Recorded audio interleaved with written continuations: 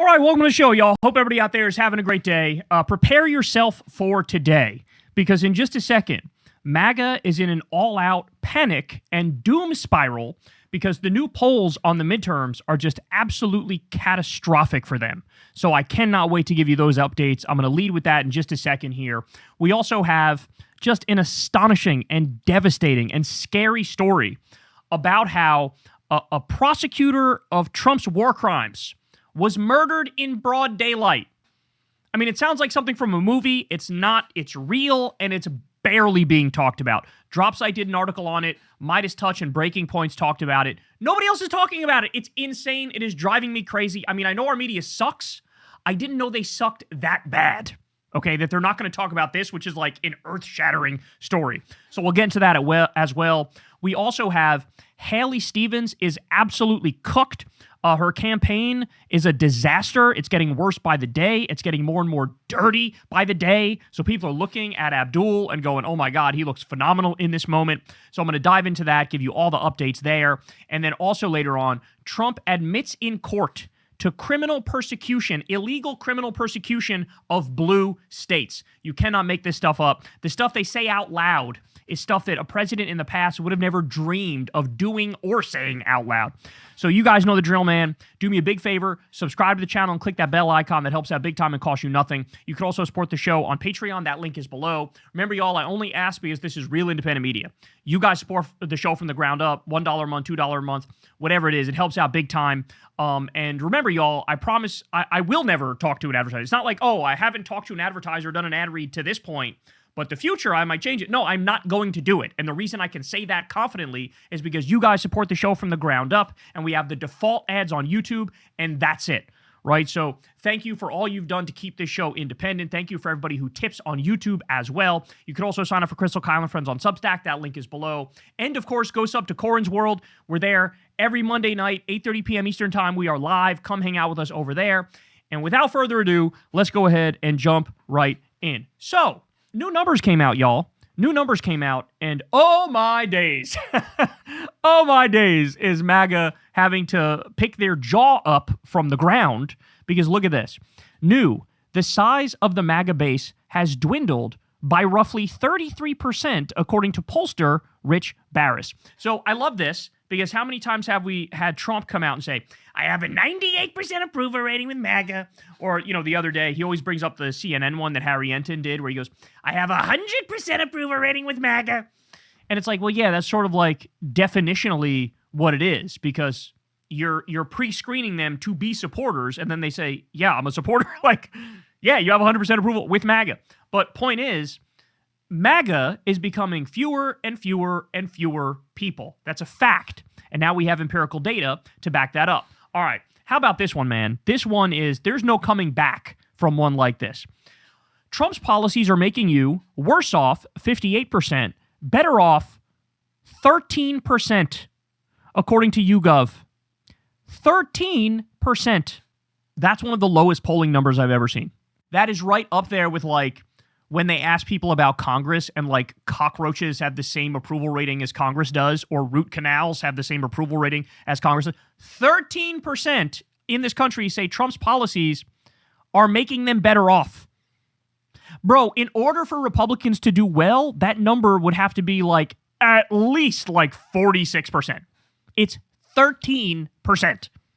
13. Huh. I don't even know what to say. I'm at a loss for words as to how disastrous and catastrophic that is. But it gets worse. Ready?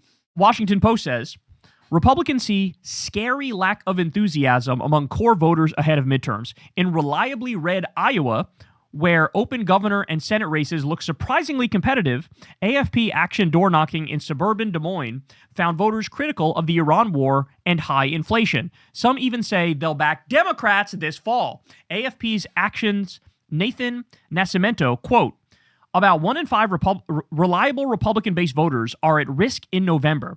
They may stay home or vote Democrat across Iowa, Ohio, North Carolina, Montana, New Hampshire, and Michigan.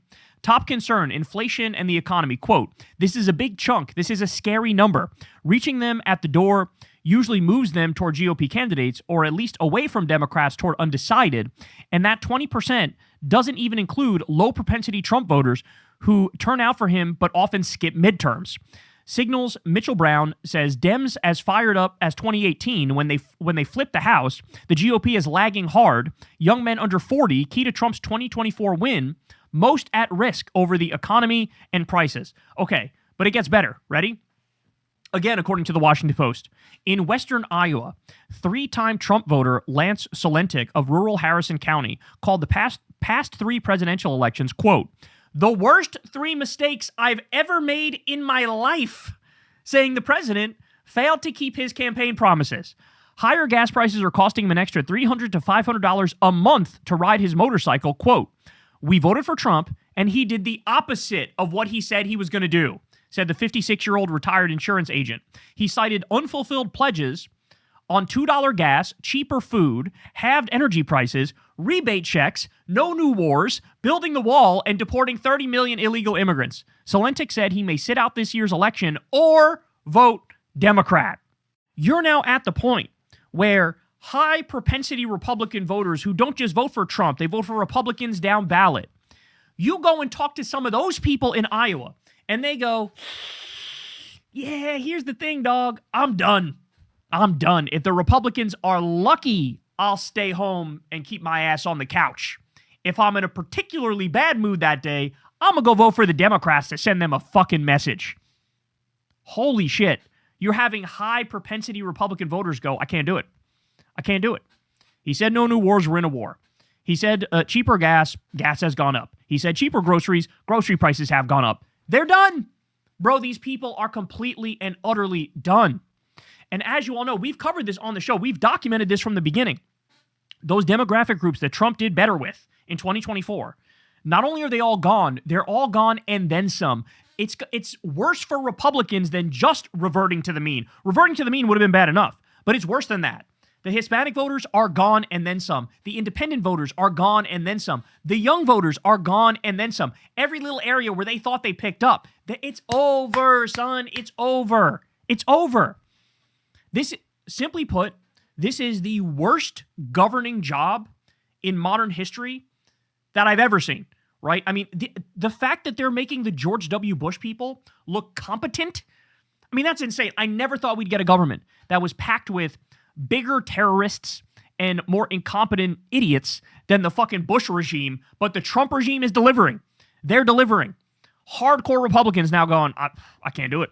I can't do it. Now, let's also not forget, bro, that a lot of the biggest impacts of Trump's decisions here, they've harmed red states the most. Texas is the hardest hit state from the tariffs and the trade war. In Kentucky, big red state, 75,000 farms have been threatened because of Trump's policies. 95% of bourbon has been threatened because of Trump's policies. They are the hardest hit in terms of hospitals closing there. Because of Trump's big bullshit bill, we have up to 742 rural hospitals that might close all across this fucking nation. But Kentucky was the state worst hit by that. Red state getting the brunt of his shitty policy decisions. Okay? In Kansas, U.S. aid cuts devastated crop exports there. In Nebraska, the beef and pork industries lost their workers because of the immigration crackdown. In Iowa, in particular, which is where a lot of these interviews were done, the GDP plunged 6% because of tariffs on aluminum and steel and because of the deportations of meat plant workers that were there. And so you have all these people, they're going, bro, I can't, my life is being impacted negatively. It's being impacted negatively. So I'm done. I'm done here. So truly incredible stuff. But I also wanted to give you this. So they are panicking over on the right. The NRSC, that's the Senate Republicans, they released this ad where they say, we have 100 days to protect President Trump's Senate majority. Socialists are coming for you, your family, safety, and freedom. Failure is not an option. So let's look at what their ad says. We saw it coming. 2 in 3 Democrats have a favorable view of socialism. For 250 years, America has stood for freedom against socialism. Tear down this wall. Against communism. But now, the enemy isn't just at the gate.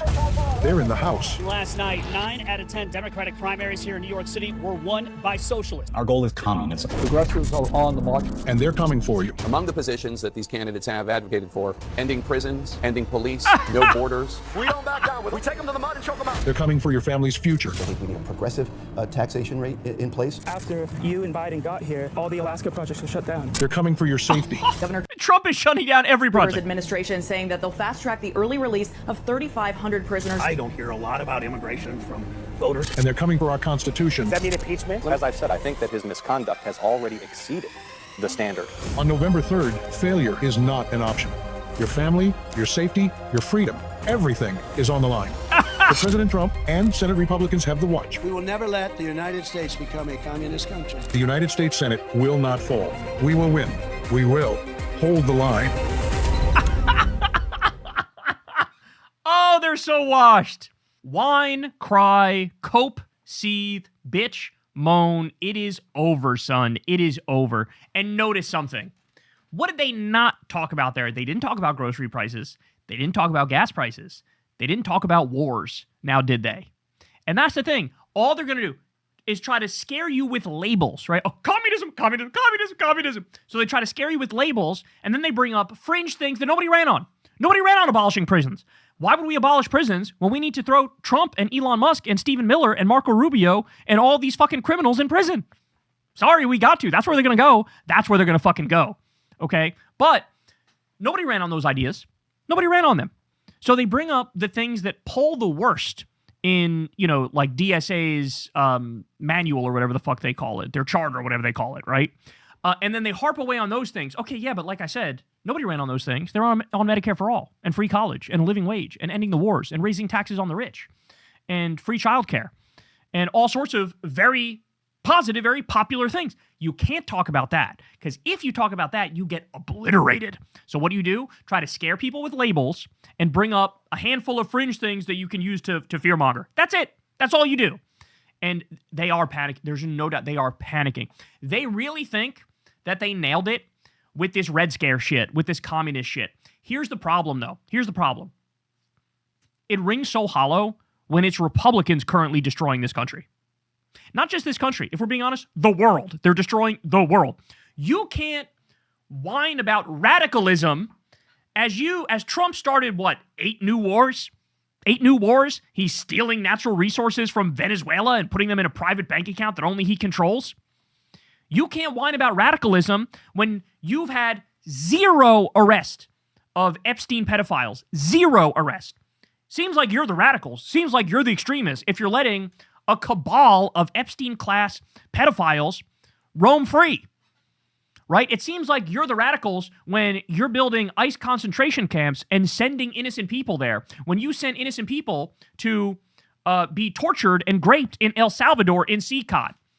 There's not much room to whine about the extremism on the other side when you are the fucking extremists. You are the extremists. So, man, they're losing it. And by the way, more evidence to that effect. Look at this. Right Wing Watch says, they post this. House Speaker Mike Johnson says he grows more confident, quote, with each passing day that the GOP will retain control of Congress. Why? Quote, this is a God thing, he says. We have intercessory prayers who are on the ground at the Capitol praying. Oh, yeah, that ought to do it. Say a couple prayers and then, people will overlook the high gas prices. People will overlook the high grocery prices. People will overlook the fact that AI is taking their jobs. People will overlook the 8 new wars that you're funding. Get the fuck out of here. Listen. The American people can trust House Republicans, the Republican Party, to run this government, and we keep delivering. We're going to do that, run all the way through the tape towards the end of the year, to the end of the year, and I believe for this reason we're going to win the midterms. I'm very bullish about the outcome, and we talk about it all the time. With each passing day, I'm more confident, Tony. You as you repeatedly say, you exceed the expectations of the pundits. They still don't understand the power of prayer. Is that your ace up the sleeve? We're going to pray, and that's why we're going to win. Oh, are you? Is that how it works? I've been openly saying this. I told a big gaggle of Hill Press reporters yesterday at an event. I said, listen, this is a God thing. It really is. And we have intercessory prayers who are on the ground at the Capitol praying each of these things through. My colleagues know that. They know I believe that. And we're watching it happen. Y'all are going to need the prayer. You're going to need the prayer when it's the biggest blue wave we've seen in modern history. You're going to need the prayer when it dwarfs 2018. You're going to need the prayer when it's the left-wing Tea Party wave now. You're going to need that fucking prayer. I'll tell you that much. You're going to need it to feel better about yourself when you get fucking waxed. Because you know what? At the end of the day, literally all you guys stand for is sadism. If I had to wrap it up in one word, it would be sadism. You're Republican sadists. You're MAGA sadists. You actually like the pain, the violence, the destruction, the devastation, the breaking everything, tearing everything down, watching Trump be the most corrupt motherfucker that's ever been in the White House of all time, self-dealing like nobody's business, enriching, screwing over working people. You need the prayer. Hey y'all, do me a favor and like and subscribe. It helps out big time in the algorithm. Click the bell as well for notifications when videos drop, and watch that video on screen right now. You know you want to. All right, y'all. So this story right here, this should be a wake-up call to everybody this current era that we're in. If you haven't woken up by now, which I think everybody in my audience kind of has, but this is a real slap across the face. That's what this is. So Dropside News reports this. Prosecutor investigating U.S. boat strikes and claims of torture was murdered in Ecuador. New evidence has emerged of U.S. Coast Guard activity in the aftermath of 2 strikes, further corroborating survivor testimony. So this is another one of those things that it drives me crazy that this isn't talked about that much, but people seem to forget that Donald Trump regularly commits terrorism in the Caribbean and the Pacific by carpet bombing innocent fishermen. They lie and say they're drug traffickers or smugglers or whatever the fuck. Zero evidence of that, but they've murdered like over 180 people casually, willy-nilly, thought nothing of it. Insane. It's literally like extrajudicial murder, and it's done regularly. And by the way, the admiral who oversees that part of the seas ended up resigning, going, I can't have anything to do with this. This is some shit that's like totally against international law, and there will eventually be consequences for this. So they do that, but it actually, the story somehow, you would think it can't get darker than that. It does fucking get darker than that, okay? So Camila here says, the prosecutor investigating U.S. boat strikes and torture allegations in Ecuador was assassinated. We uncovered NASA images and videos of the U.S. Coast Guard that corroborates the victims' testimonies. Then the prosecutor working the case was shot and killed in broad daylight. Crystal says, deeply disturbing story. Survivors of U.S. boat strikes allege they were kidnapped and tortured for days by the U.S. military. The prosecutor investigating the claim was just assassinated. So not only are they committing mass murder and terrorism against innocent people for no reason whatsoever, okay? But also, when they did some attacks and some people survived, the story goes they kidnapped those people and tortured them. I'm not kidding. That's how the story goes. And the person who was uncovering all of this and looking into the story and investigating and going to prosecute, that person is now dead. It sounds like a movie. It sounds like some totally made-up fictional-ass shit. It's not. It's real as a heart attack. And this is the new era that we're in. Fascism is back in full force. Oligarchy and kakistocracy is back in full force. These people are criminals. They're gangsters. This is a mobocracy, bro. That's what it is. And that's how Trump is a mafia boss. That's how he runs the country.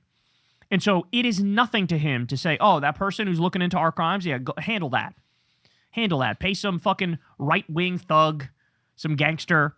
You go handle that and we'll give you, however much money. We'll give you, don't worry, we'll set you up good, but go handle that for me. And they handled it in broad daylight.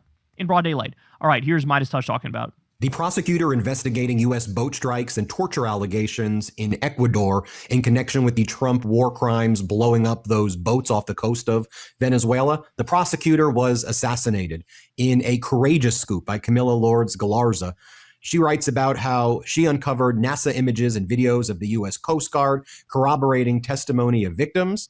And then the prosecutors working on the case and the main prosecutor was shot and killed in broad daylight. Crystal Ball talks about this deeply disturbing story about how the survivors of the U.S. boat strikes, Operation Southern Spear, as Trump and Hegseth and Southern Command are calling it, how these survivors were kidnapped when they returned to Ecuador. They were tortured for days by the military. The prosecutor investigating their claims was just assassinated after the prosecutor's boss, who effectively was like the attorney general, was telling the prosecutor, stay away, just say it was a random disappearance, don't dig any further. And this prosecutor, her name was Alexandra Bravo, she continued to investigate the allegations by 36 survivors who say that after they survived U.S. strikes, they got back to Ecuador. They say they were tortured.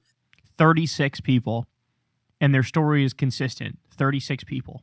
There's going to be some people hear this and they think like, I mean, would we really do that? Would our government do that? Would our military do that?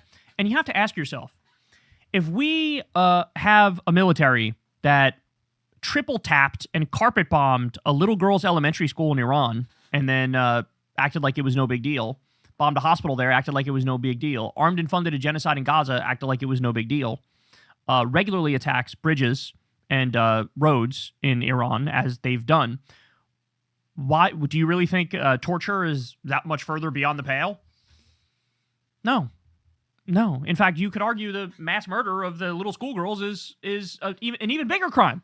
So if they're willing to do that, yeah, why wouldn't they torture? This is what they do. You need to understand everything you've been taught about your country is a lie. The idea of American exceptionalism is a lie. The idea of like we're the good guys and so we don't do bad things, that's a lie. They're lying to you. Every empire in human history told these lies to themselves internally to convince themselves like, oh yeah, well, all the bad things we do, we're actually doing it for a good reason. So it doesn't count when we do the crimes, when we do bad things. And that's what, now we're at the point where it's torture. We're rampant torture. It's torture. Torturing innocent people. Because like I said, most of these people being killed are fishermen. Most of them and even to the extent there are any sort of drug smugglers or whatever, yeah, you know how you handle that? You seize the drugs and you give them a trial, like civilized people do. But not this regime. Not this regime. That they were kidnapped, and she was trying to get to the bottom of it and killed over there. Upon arriving at the crime scene, officers say they found 5 9mm shell casings and Bravo's injured driver, but no sign of a police detail that was supposed to be assigned to protect her. The police directorate, which operates entirely under the executive branch, launched a probe to determine was there an internal security breach, according to this article. Now, who sits at the top of that government? None other than a guy named Daniel Noboa. Who's Noboa? He's from Miami. He's a Miami-born billionaire who Trump put in Ecuador. Remember, we covered the Noboa. I mean, that's the other thing, right? Like, we're right back. They rolled the clock back to primitive styles of colonialism and imperialism. You have a Miami-born billionaire now running Ecuador, put in by Trump in the same way that Trump put a fucking Al-Qaeda guy to lead Syria. Like, you can't make this shit up. It sounds fake, but we all know it's real. Election over there. Donald Trump is doing ground. A lot of people don't talk about this, but there are currently active ground invasion and wars, the Trump regime and Noboa. There are lots of people who raise allegations about Noboa.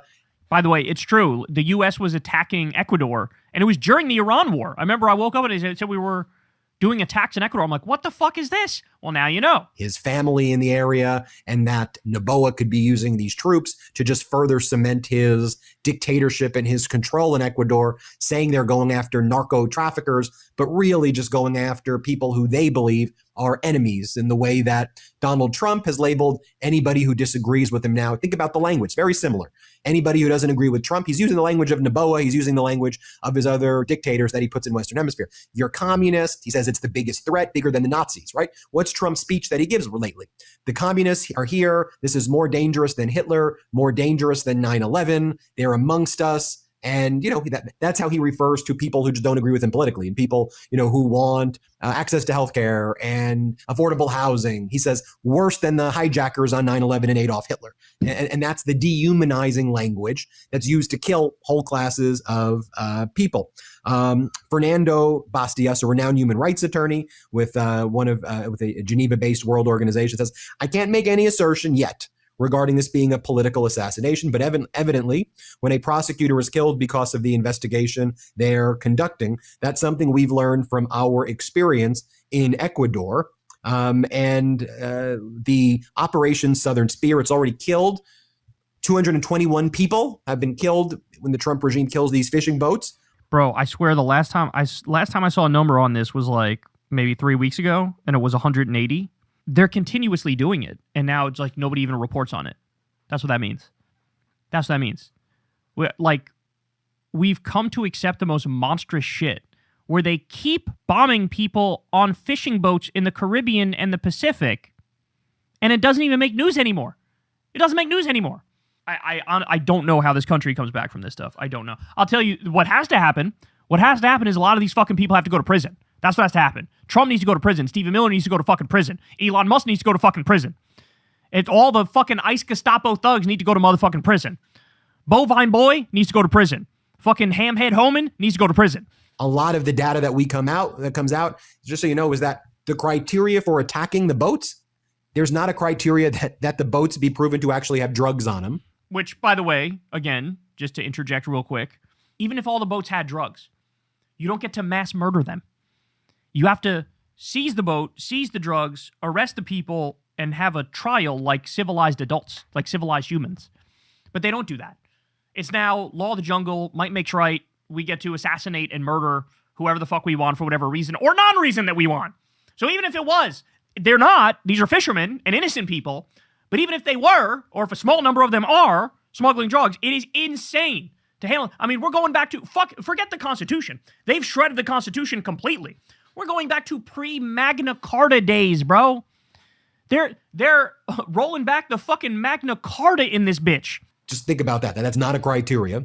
The criteria is very murky. There's no due process, and the Trump regime just kills people. Just kills one after another. You will also recall that the former commander of Southcom resigned, did not want any part of this, and the Trump regime put in a new person at Southern Command. Who I'm sure is just a total fucking dead-eyed psychopath, little cuck boy, yes man. Like, no doubt, they're going to be like Keg's Breath. They're going to be like Keg's Breath. Trump picks people who have a tremendous amount of dirt on them. They're fucked up people, and he picks loyalists who will do whatever the fuck he wants. I want to bring, and Hat Tip Drop Site covered this, and the reporter Camilla Lawrence Galarza again. So shout out to her, man, and shout out to Drop Site News. Again, I want to say also shout out to Breaking Points. My wife covered this story, great job, and shout out to Midas who covered this. But I'm not kidding when I say Drop Site, Midas, Breaking Points, and now me. We're covering it. I haven't seen dick in mainstream outlets yet. Dick! Now, hopefully, that'll change, right? But to me, this is like all the times they abuse the breaking news banner, okay? If you ever had a moment where you should put breaking news, I don't know, it seems like a big deal that there was maybe a political assassination of somebody investigating Trump's fucking war crimes and prosecuting Trump's fucking war crimes. That kind of seems like a big deal. The media just put breaking. The person who made the Cracker Barrel logo that faced a backlash, the new Cracker Barrel logo that they got rid of because of the backlash, breaking, that CEO has been fired or stepped down. I'm not kidding. Somebody just put breaking and that was the story. But we can't even get an acknowledgement of the potential political assassination of somebody prosecuting Trump for his endless war crimes in Ecuador. Oh my days, bro. Oh my days. This world is so cooked. I mean, I know our moral outrage meter is broken, but that bitch needs to be tuned up right because I don't know how we can continue as a country if we don't sort of fix this shit. I don't know. But there you have it. One of the most terrifying stories during the Trump era, and that's saying a lot. Hey y'all, do me a favor and like and subscribe. It helps out big time in the algorithm. Click the bell as well for notifications when videos drop, and watch that video on screen right now. You know you want to. A U.S. general by the name of Randy Manner has broken his silence, and he's explained where he thinks we're at right now with this illegal war of aggression against Iran. And suffice to say, the picture that he paints is absolutely devastating and catastrophic. And he lays it out in no uncertain terms that perhaps, to this point, Iran has actually been relatively nice to us, and they've let us off kind of easy.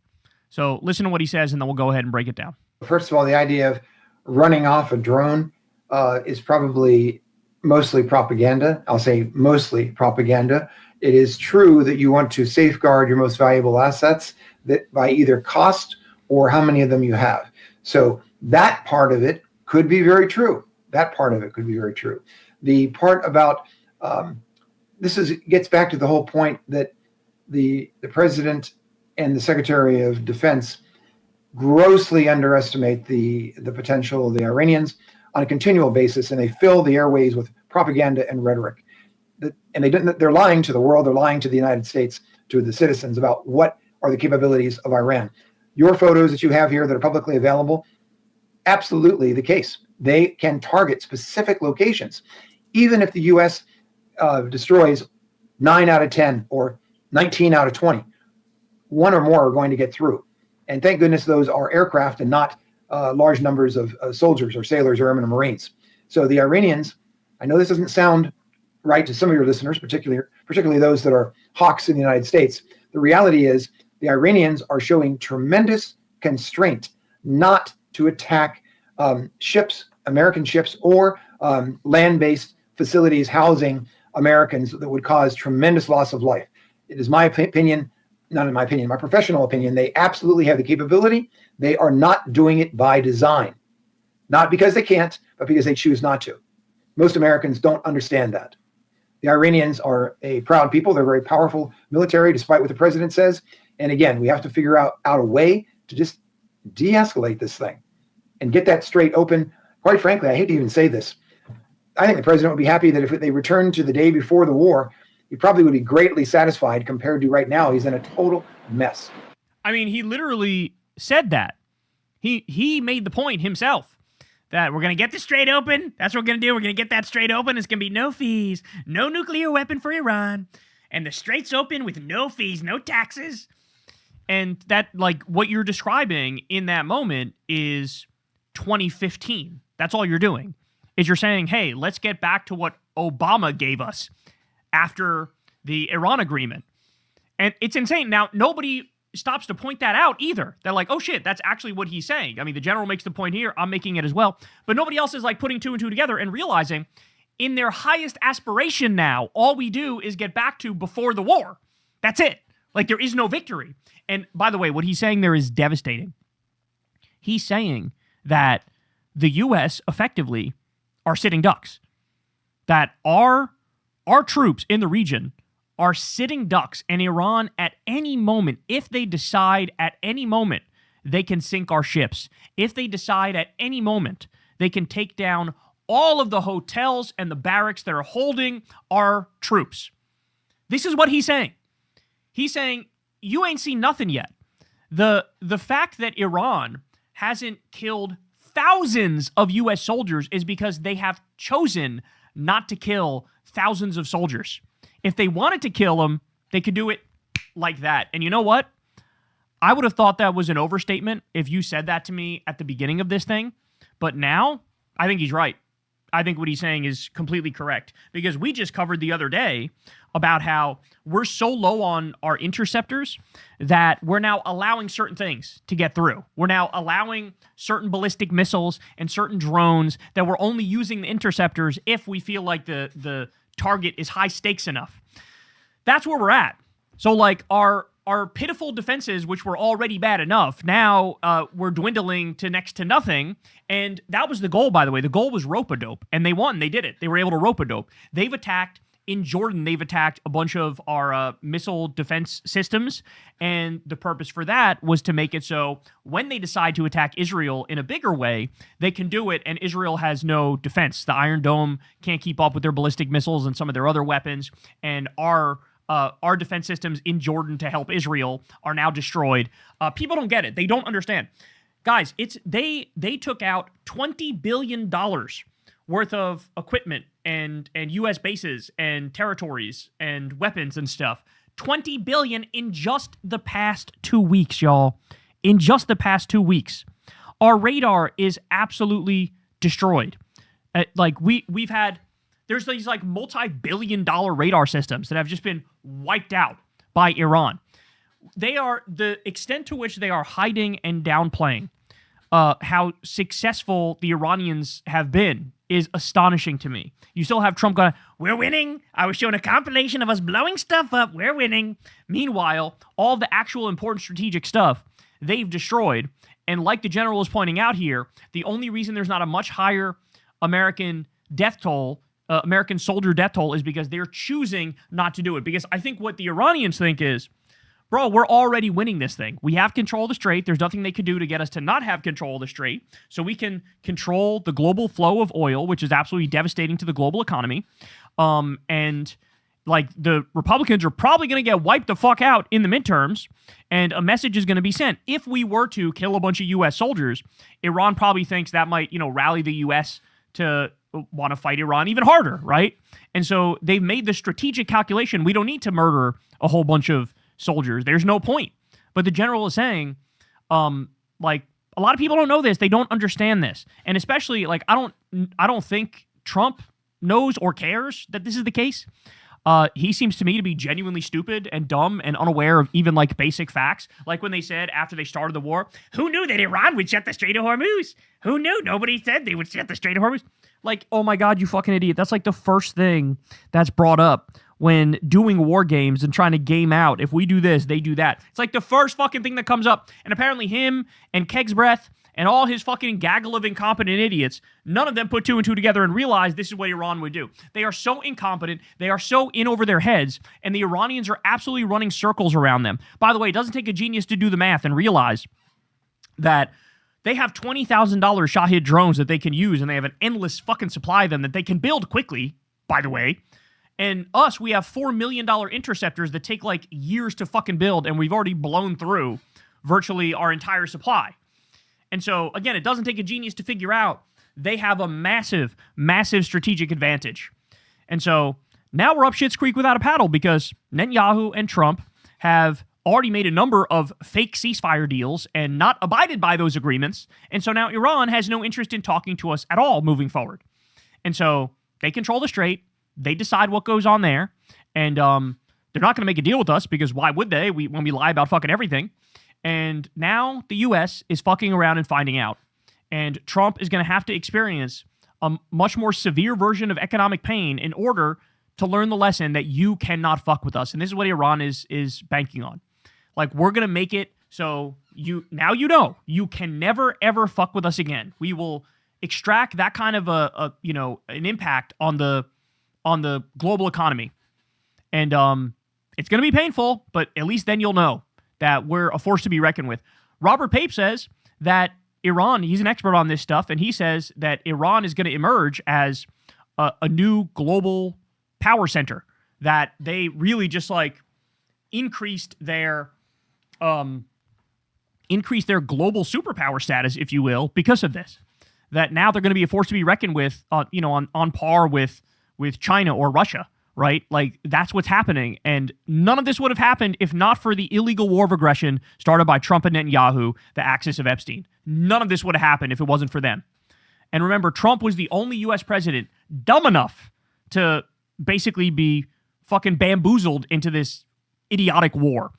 Netanyahu tried the same fucking thing. Israel tried the same thing with Obama. Obama told him to kick rocks. Biden told him to kick rocks. With fucking George W. Bush even said it. Bill Clinton. All of them were like, no, we're not going to war with Iran. Fuck off. Trump's the only one who's like, sure, let's do it. They were in the Situation Room, and Trump wasn't even sitting at the head of the table, y'all. That was the New York Times report. Trump wasn't even sitting at the head of the table. Why is a foreign leader even allowed in the Situation Room? That is mental. They got us bugged to the high heavens. They got Trump blackmailed like a motherfucker with the Epstein shit. And you allow Netanyahu into the Situation Room and do his fucking bidding for him, and you're not even sitting at the head of the table? Oh, my days. Oh, my word. Oh, no. But don't take it from me. Here's a U.S. general saying in no uncertain terms, they've been nice to us up to this point, okay? And they have devastating power that you don't even want to see. But it looks like Trump is hell-bent on seeing it at some point. Hey, y'all, do me a favor and like and subscribe. It helps out big time in the algorithm. Click the bell as well for notifications when videos drop, and watch that video on screen right now. You know you want to. All right, so here we have another example, y'all. This keeps happening. This keeps fucking happening. Netanyahu is going to say out loud what is very clearly an absolutely disturbing, secret, evil plan. But he's just going to admit it. He's just going to blurt it out, say the quiet part loud, accidentally tell the truth. And what he explains here is, oh yeah, we're working to completely and utterly destroy the International Criminal Court and any semblance of international law. So, because of Israel and the U.S., we have gotten to the point where it's law of the jungle and it's might makes right. But now they want to actually fucking codify that, which is the dumbest, most short-sighted, and savage, barbaric, primitive thing I've ever seen in my life. There will come a time where the U.S. and Israel are not the biggest, baddest boys on the block, right? That time is coming probably sooner rather than later, if we're being honest, based on our fucking pitiful, piss-poor performance in this illegal war of aggression. But here's Netanyahu going, yeah, they're coming after me. So, me and Rubio, we're working right now on, like, trying to destroy him. Remember when they went after Kareem Khan? Kareem Khan was investigating them, and they go, okay, well, let's just leak some bullshit allegations against him, take him down, fucking freeze his bank account. They fucking debanked a guy because he gave a shit about genocide. And now here we are. Listen to this. Here we go. His true motivation and the injustices, the deep-seated corruption that exist not only in the drowning ministry, but in the entire ICC. I forgot with Secretary of State Marco Rubio last night. And again, he repeated to me the intention of the United States to act firmly against this organization that endangers justice in the world and also endangers the right of democratic countries, sovereign countries, to exercise their sovereignty, and is essentially trying to enslave their security to the decisions of a slaughtered scoundrel in The Hague. What? What does that even mean? So, quote, I spoke yesterday with Secretary of State Marco Rubio, and once again he reaffirmed to me the United States' intention to act forcefully against the International Criminal Court. The ICC endangers justice around the world, and it also threatens the right of democratic sovereign states to exercise their sovereignty. In effect, it seeks to subject their security to the decisions of a corrupt clique in The Hague. How fucking disturbing is that? So because I committed a genocide and mass murdered countless innocent people, therefore, we got to take down this international body, which is important for global order and stability and rule of law. That's the admission. When I tell you that the Trump regime and the Israeli government are like comic book supervillains at this point, I mean it.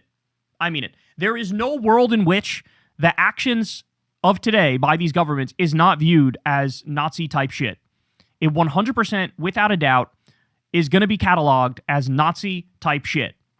When you say, we need to get rid of all semblance of international law and order because I committed crimes, that is no different than saying, a serial killer saying, we need to abolish the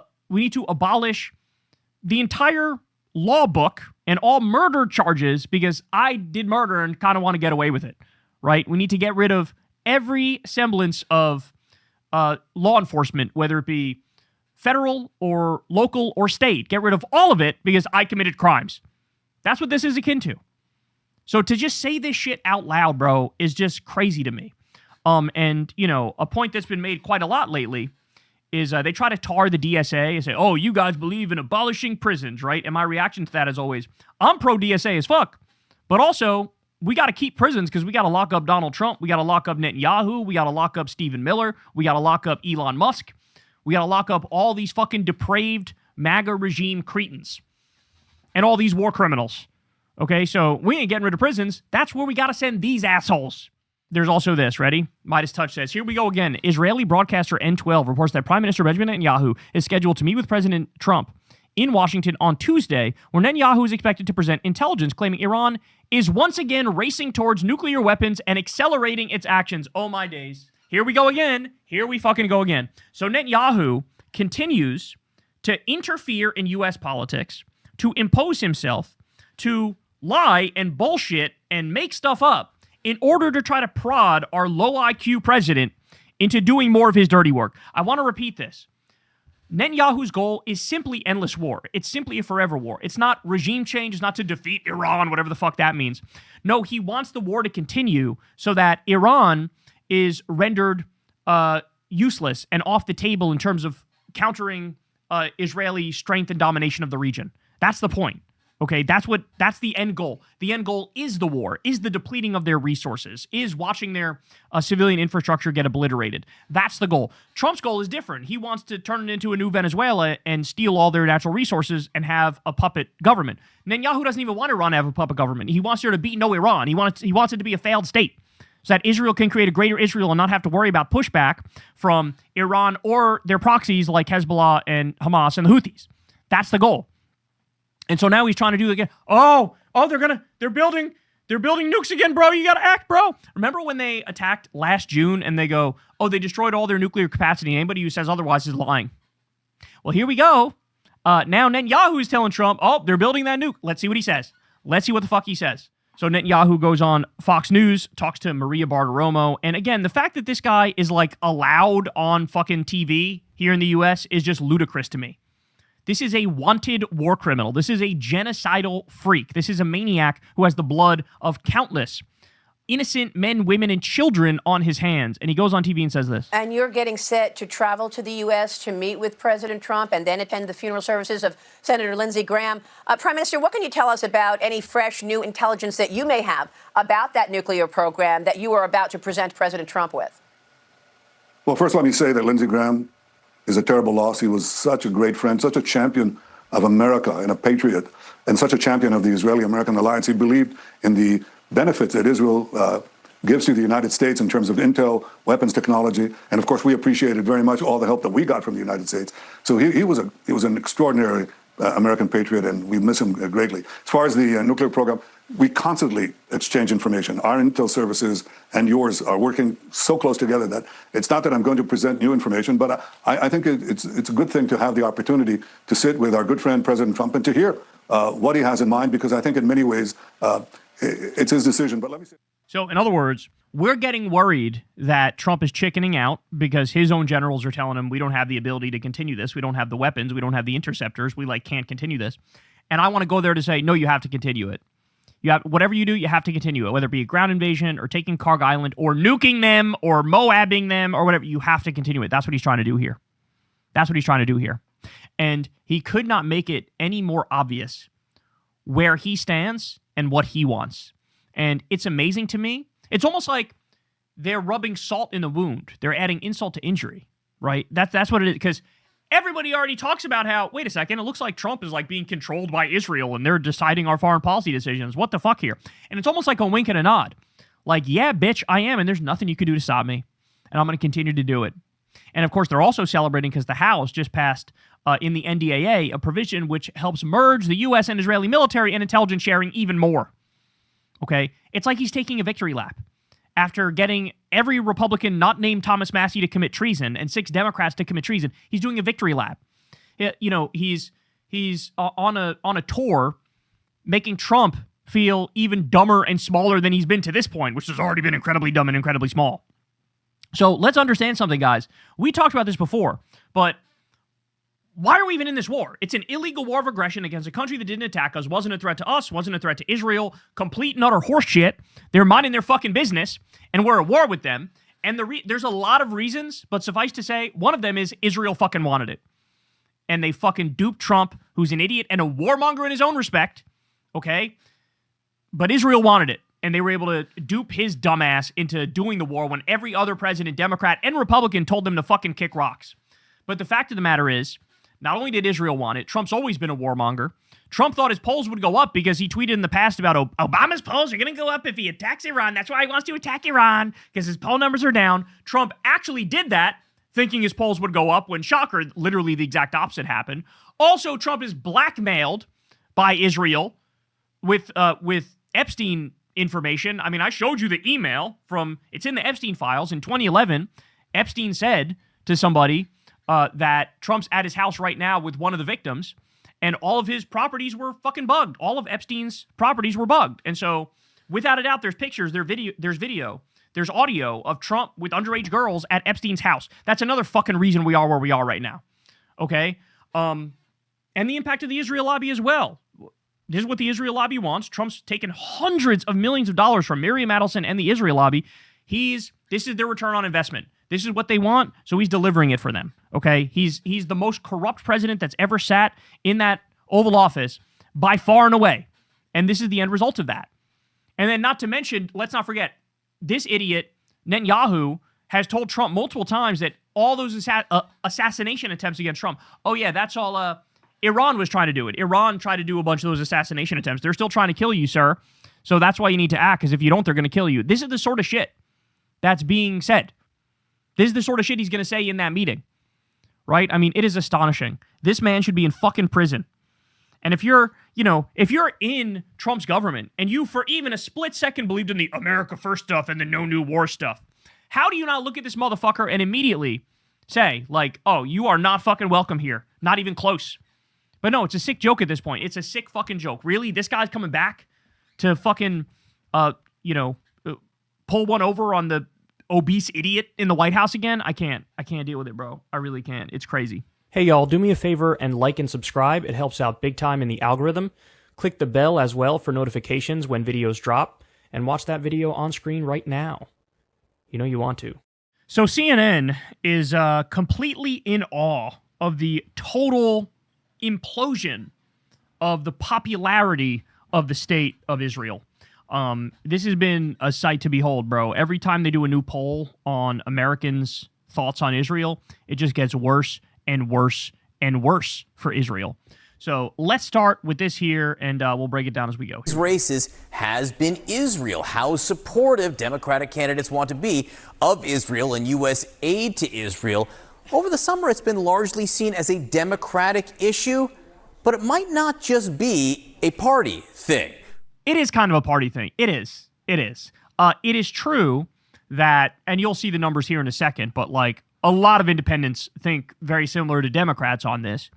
And young Republicans are leaning towards how Democrats think on this. But, part of the problem with the Republican Party, among many things, is that they still have like an 80% support rate for Israel, which is like, at this point, it's just beyond astonishing and completely unforgivable. That's like having an 80+% approval rating of apartheid South Africa or Nazi Germany, like years into the crimes, right? So it does kind of break down along partisan lines, although it's not, it's not completely black and white, but let's keep going. We're talking about Israel's favorability in the United States. In general, there's some big changes. There are some absolutely huge, mammoth changes, generational changes that we're talking about. And I think there are a lot of Republicans, we'll be able to run against these anti-Israeli Democrats once we hit the general election because the general electorate feels very differently from the Democratic base. But the general electorate, look at these numbers on Israel, the net favorability. They're all negative. They're all negative. Ipsos, minus 10 points. Fox, minus 11 points. Marquette University Law School Law poll.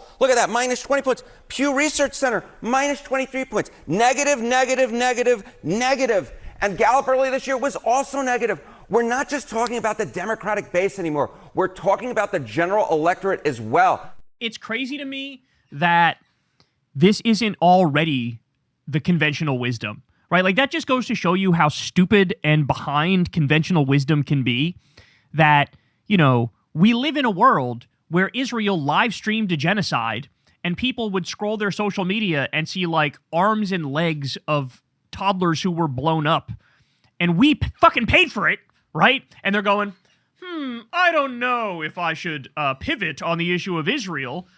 Maybe this is just a far left thing, and maybe it's still the sane, responsible, middle of the road position to support aid to Israel. And it's like, I don't know, how dumb can you be? Like, how disconnected from reality are you? How much of a lemming are you that you need, like, that you would consider that for a second? Like, somebody needs to tell you, hey, this is what you should do on this issue. Like, that's embarrassing. Every rational person and empathetic person looks at the mass slaughter of innocent people and goes, okay, I don't like the government that's doing that, right? Like, simple. Like, are you routinely and repeatedly starving millions of people and mass murdering them and bombing, humanitarian zones and UN buildings and hospitals and schools and like just the most atrocious crimes you can think of? Most people go, I don't like that. I'm against that. But the conventional wisdom was, actually, that's a far left position. Like, I don't know, how dumb are you? What people need to realize is conventional wisdom doesn't actually exist. Like, it's not.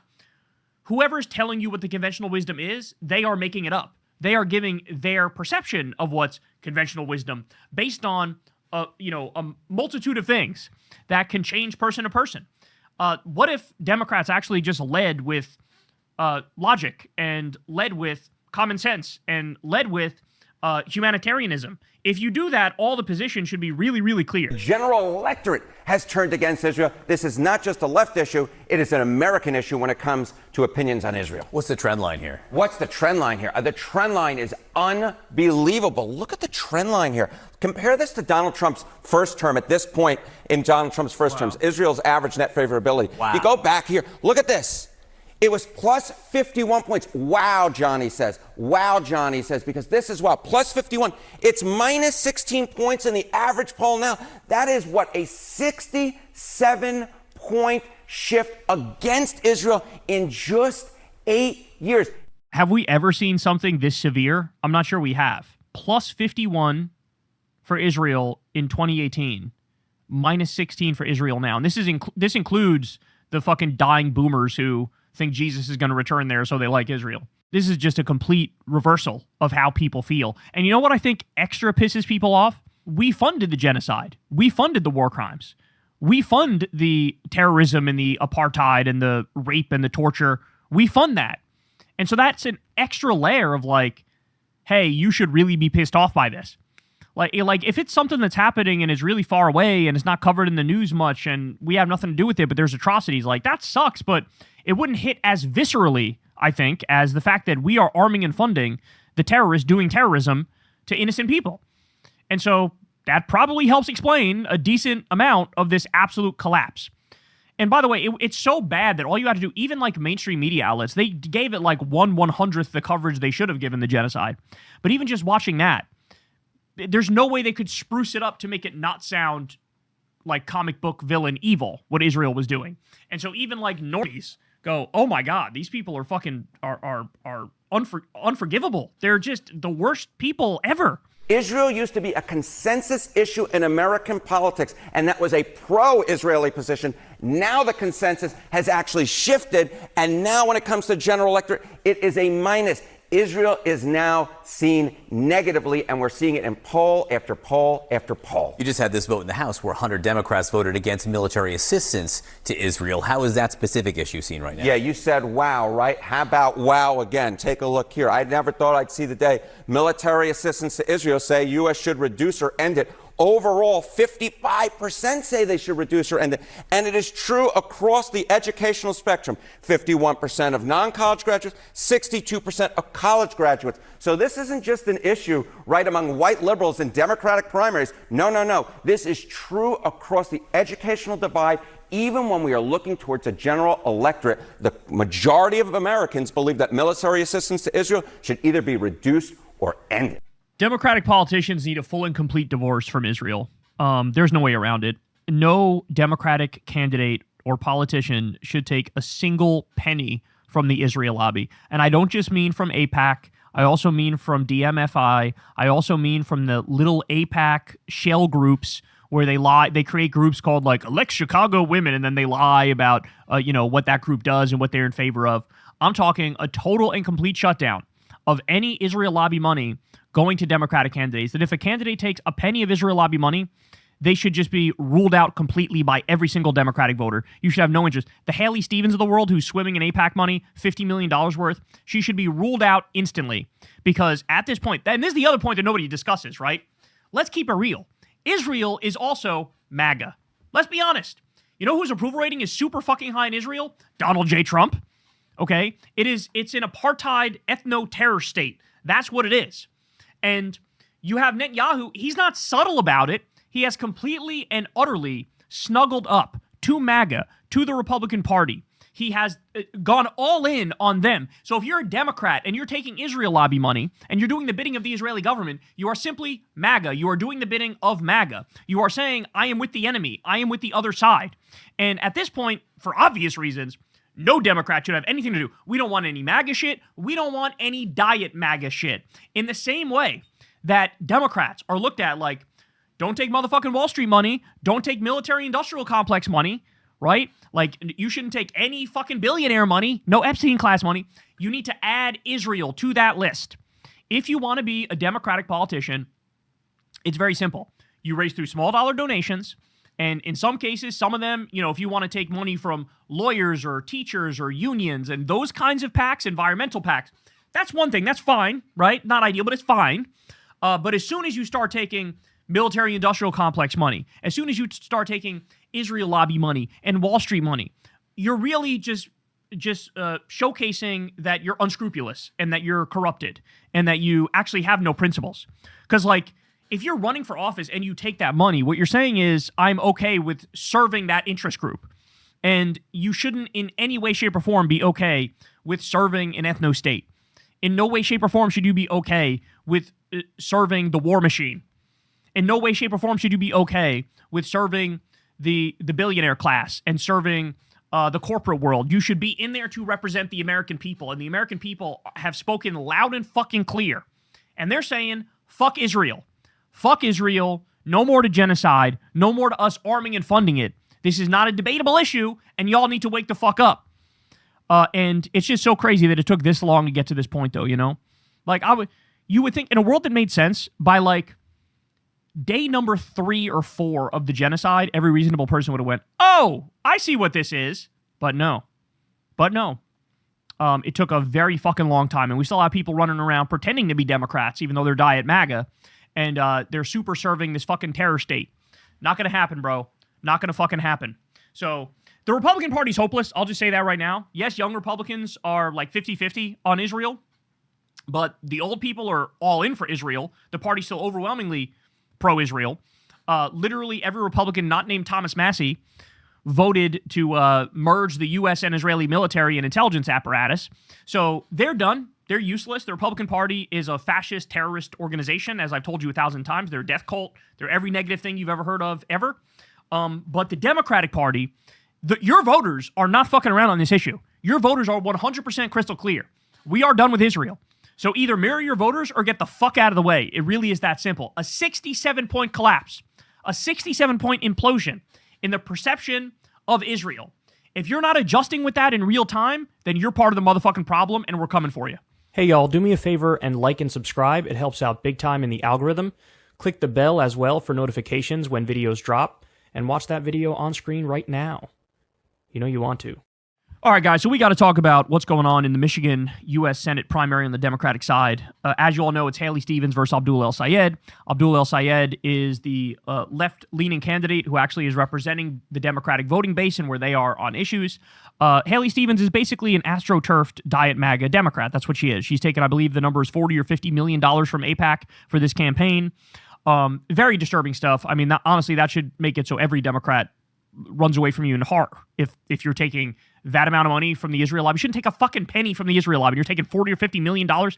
Oh my God, it's just horrible. Well, anyway, she has been up to a lot of dirty tricks, okay? And her campaign has gotten very, very ugly, okay? So I'm going to talk about that in a second, but first let me show you this. Stevens met with a community leader named Jay Singletary, who told her he already voted for Abdul, okay? Singletary showed photos of the youth soccer team he coaches before telling Stevens that lawmakers shouldn't be supporting Israel's military that has killed children in Palestine. So I show you this to point out, this isn't some like niche, left-wing online issue. This is where the Democratic voting base is. The Democratic voting base is going, we're done with Israel. Stop sending them money. Stop sending them weapons. I'm tired of seeing little kids get blown up on my fucking social media feed. It's time to actually have a conscience and a backbone and do the right thing. So look at this back and forth. Here we go. That's awesome. One, I did already vote, early voted. Somebody is going to win. I do not want Mike Rogers to win. And whoever it is, like I said, it's not an issue. It's not a candidate issue. It's a human rights issue. Yeah, right. Jai, what's your full name? Jai, J-A-I. Thank you. I know it's Singletary, S-I-N-G. Okay, so she walked away. Okay. What you didn't see is that he already said to her all of the things about, I coach his soccer team, bunch of 6-year-olds, and I just watched a bunch of 6-year-olds get murdered in Gaza, and that's why I'm voting for Abdul. You didn't see that part, but he's about to repeat it now, okay? Somebody started recording after they had their back and forth. But Haley Stevens was told all this stuff, and then she just basically dips. She's told, like, hey, stop voting for the murder of kids, don't support that shit. Dips. Here we go. All right now, guys. See you. Bye. See you tonight. How old are you? I'm 31. I'm sorry, I missed the top of this, but you were, is it the neighborhood board? Yeah, so I kind of answered, I put one hat on, Executive Director of Woodbridge Neighborhood Development. Okay. And my second hat, I've been living in the city of Detroit since 2019. I've been a resident of Michigan since 2017. And you already voted early I or did. absentee, which? Yeah, I got a ABB. Yeah, absolutely got it. For Abdul. I did.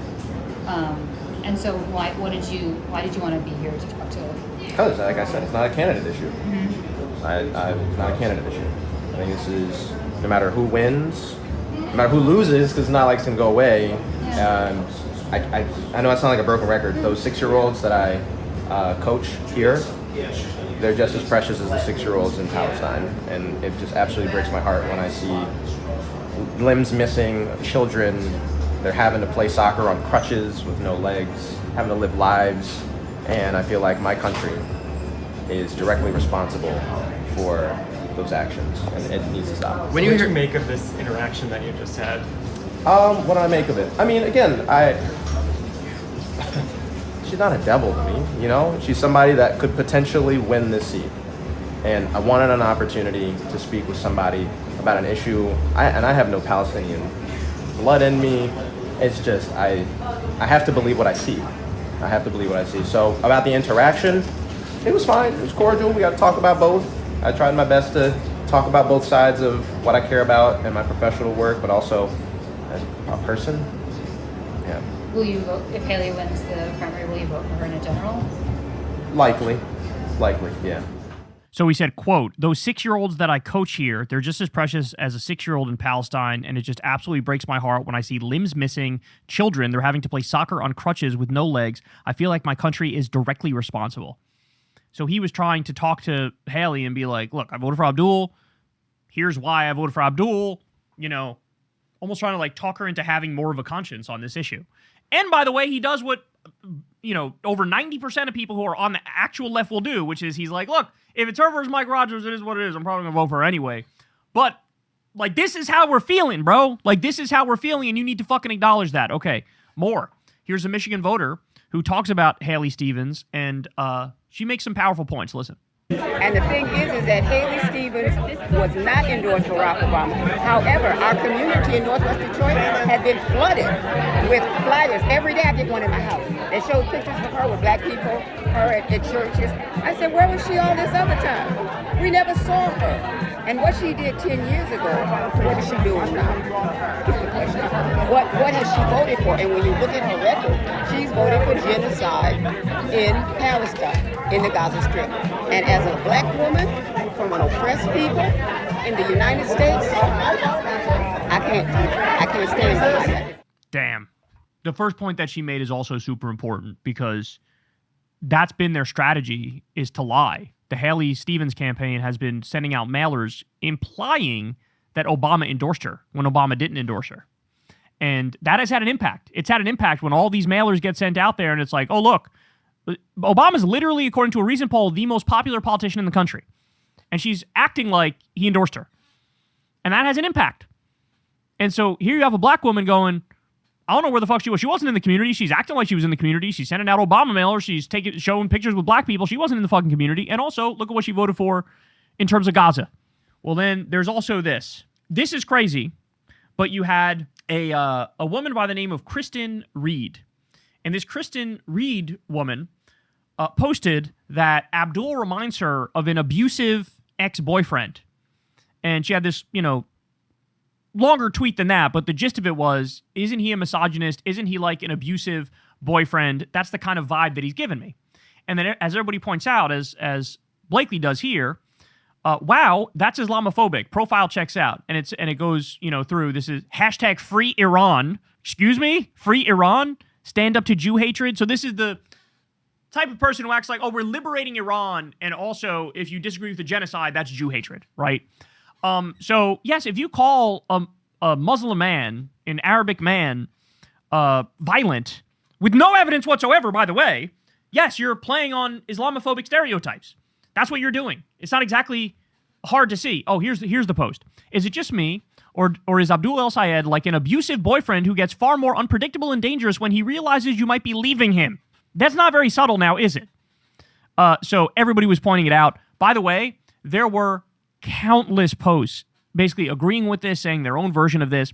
They've now decided, since they're desperate and they're in the final stretch of this election, I believe the election is August 4th, so it's coming up soon, they've decided to go all in on lying and pretending Obama endorsed Haley Stevens and lean into Islamophobia and bigotry. Now, if that wasn't clear enough for you, how about this one? Farmington School Board member Angie Smith says she's backing Stevens because she believes she will represent everyone. But that's not all she says. Listen to the specifics here. Hi, I'm Angie Smith. I'm from Farmington Public Schools. Top vote getter for Farmington Public School Board. Been on the board 11 years. I am supporting Haley Stevens because she's that candidate. We need someone that can represent all of us, not just one race, but all races. Haley has done great work in Farmington and in Farmington Hills. She knows what she's doing. And anytime you can go to a Democratic convention and be booed and walk from behind a podium and stand there while you're being booed and things thrown at you, that's our person. So let's vote August 4th for Haley Stevens. Thank you. Thank you. When you say, not just for one, what do you mean by that? Well, you feel the other candidate is... The other candidate seems to be for, he doesn't work a room. You have to know how to work the room. Don't come out speaking only Arabic. Don't come out with your Arabic music on. Represent everyone.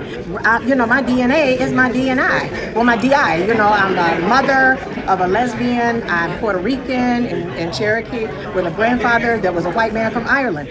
Represent us all. Don't just represent one ethnicity and one race. Oh, my word. Oh, no. On what planet is Abdul not representing everybody? What do you think Medicare for All does? It represents everybody.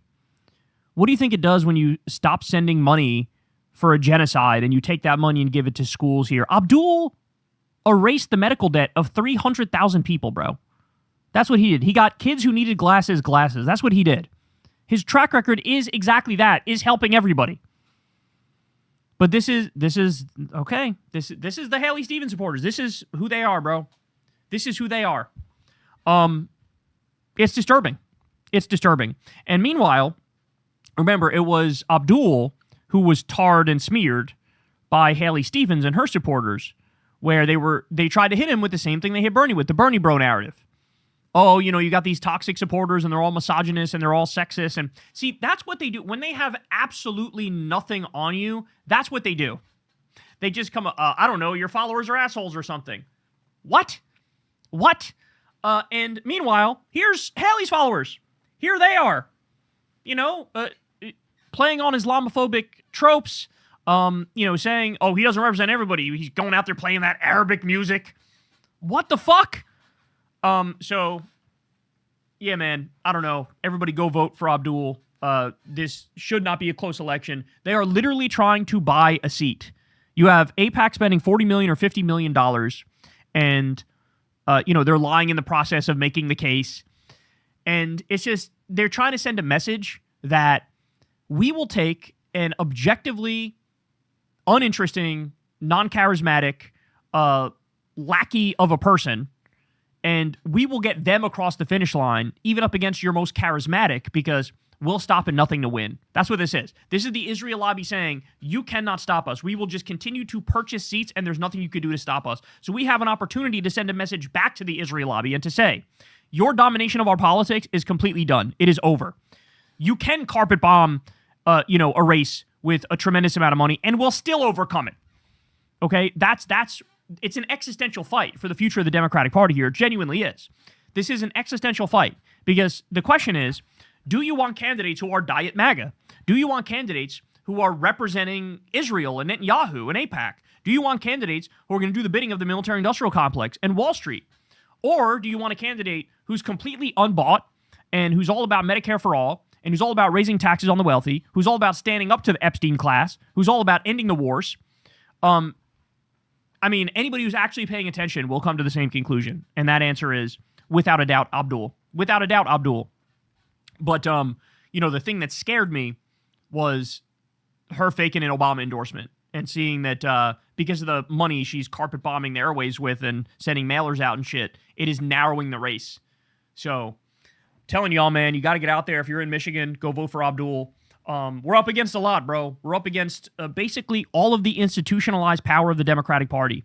And all they have to try to fight back against us is to lie about Abdul, to be bigoted, and also to say, we're somehow not allowed to have fun. We're not allowed to joke anymore because Haley Stevens, says stuff like, I'm going to stick it to him. And now we're not allowed to talk about that because she said it in a funny way that everybody's, laughing at. It's not my fault that you are playing up your accent. By the way, look at videos of her from 5-6 years ago. She doesn't sound like that. It's almost like you're playing it up. You're playing it up on purpose. And, I don't know. That's weird that's your answer for how to win an election is like, let me try to be a cartoon character of somebody from this region. So, no, we're allowed to talk about that, and we're allowed to make jokes, and we're allowed to have fun. And, she's out there going like, oh, this harassment I'm receiving is unacceptable. And it's like, I don't know what to tell you, bro. If your target in this race is going after Democrats who are joking and having fun, and you're going to stand up to them, well, I know who Abdul's going to stand up to. And that answer is the Israel lobby and the billionaires and the military-industrial complex and Wall Street and MAGA.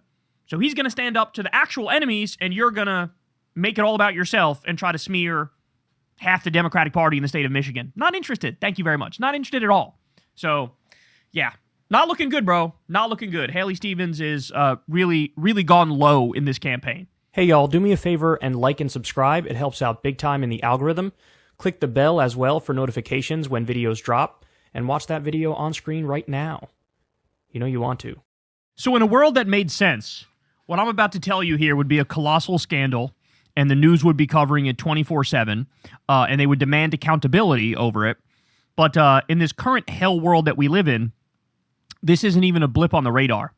Like, this is going to be thing number 23 on the list of important stories for today. And we'll talk about it, but it will barely get talked about anywhere else. And yawn, ho-hum, everybody moves on. It is what it is. And we go back to our busy lives. But you should care about this, and everybody should care about this, because this is basically like the collapse of civilized society right in front of our eyes, brought about by the president, okay? So take a look at this. New York Times reports, the Trump administration admits canceling grants to states that did not vote for him. Federal officials said in court documents that they halted billions of dollars in funding for energy projects to states, quote, based solely on whether they backed President Trump in the 2024 election.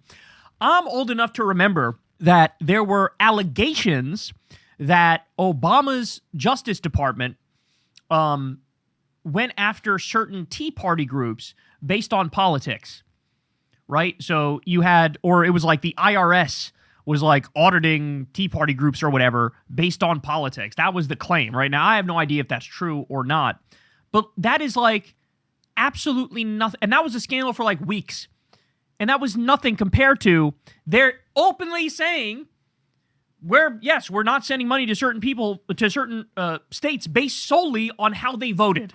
So here's Russ Vought, another one of the shadow presidents, by the way, who actually makes decisions, particularly when it comes to economics. He's the director of the Office of Management and Budget. When the Trump administration canceled more than $7.5 billion in Biden-era federal grants for clean energy projects in October, it framed the move as an urgent corrective to protect taxpayer funds from waste. But it wasn't true. Now, by the way, let me just pause to point out, even that is not a thing. The way our system works is Congress passes something, the president signs it, it becomes law. That's the end of the conversation. That's the end of the discussion. It is what it is. It gets carried out and the money gets spent, and that's that. But no, these people decided to upend the way modern society works and the way our government works. And now they have going in on the back end and saying we're going to cut off this money because we don't like the politics of the people it's going to.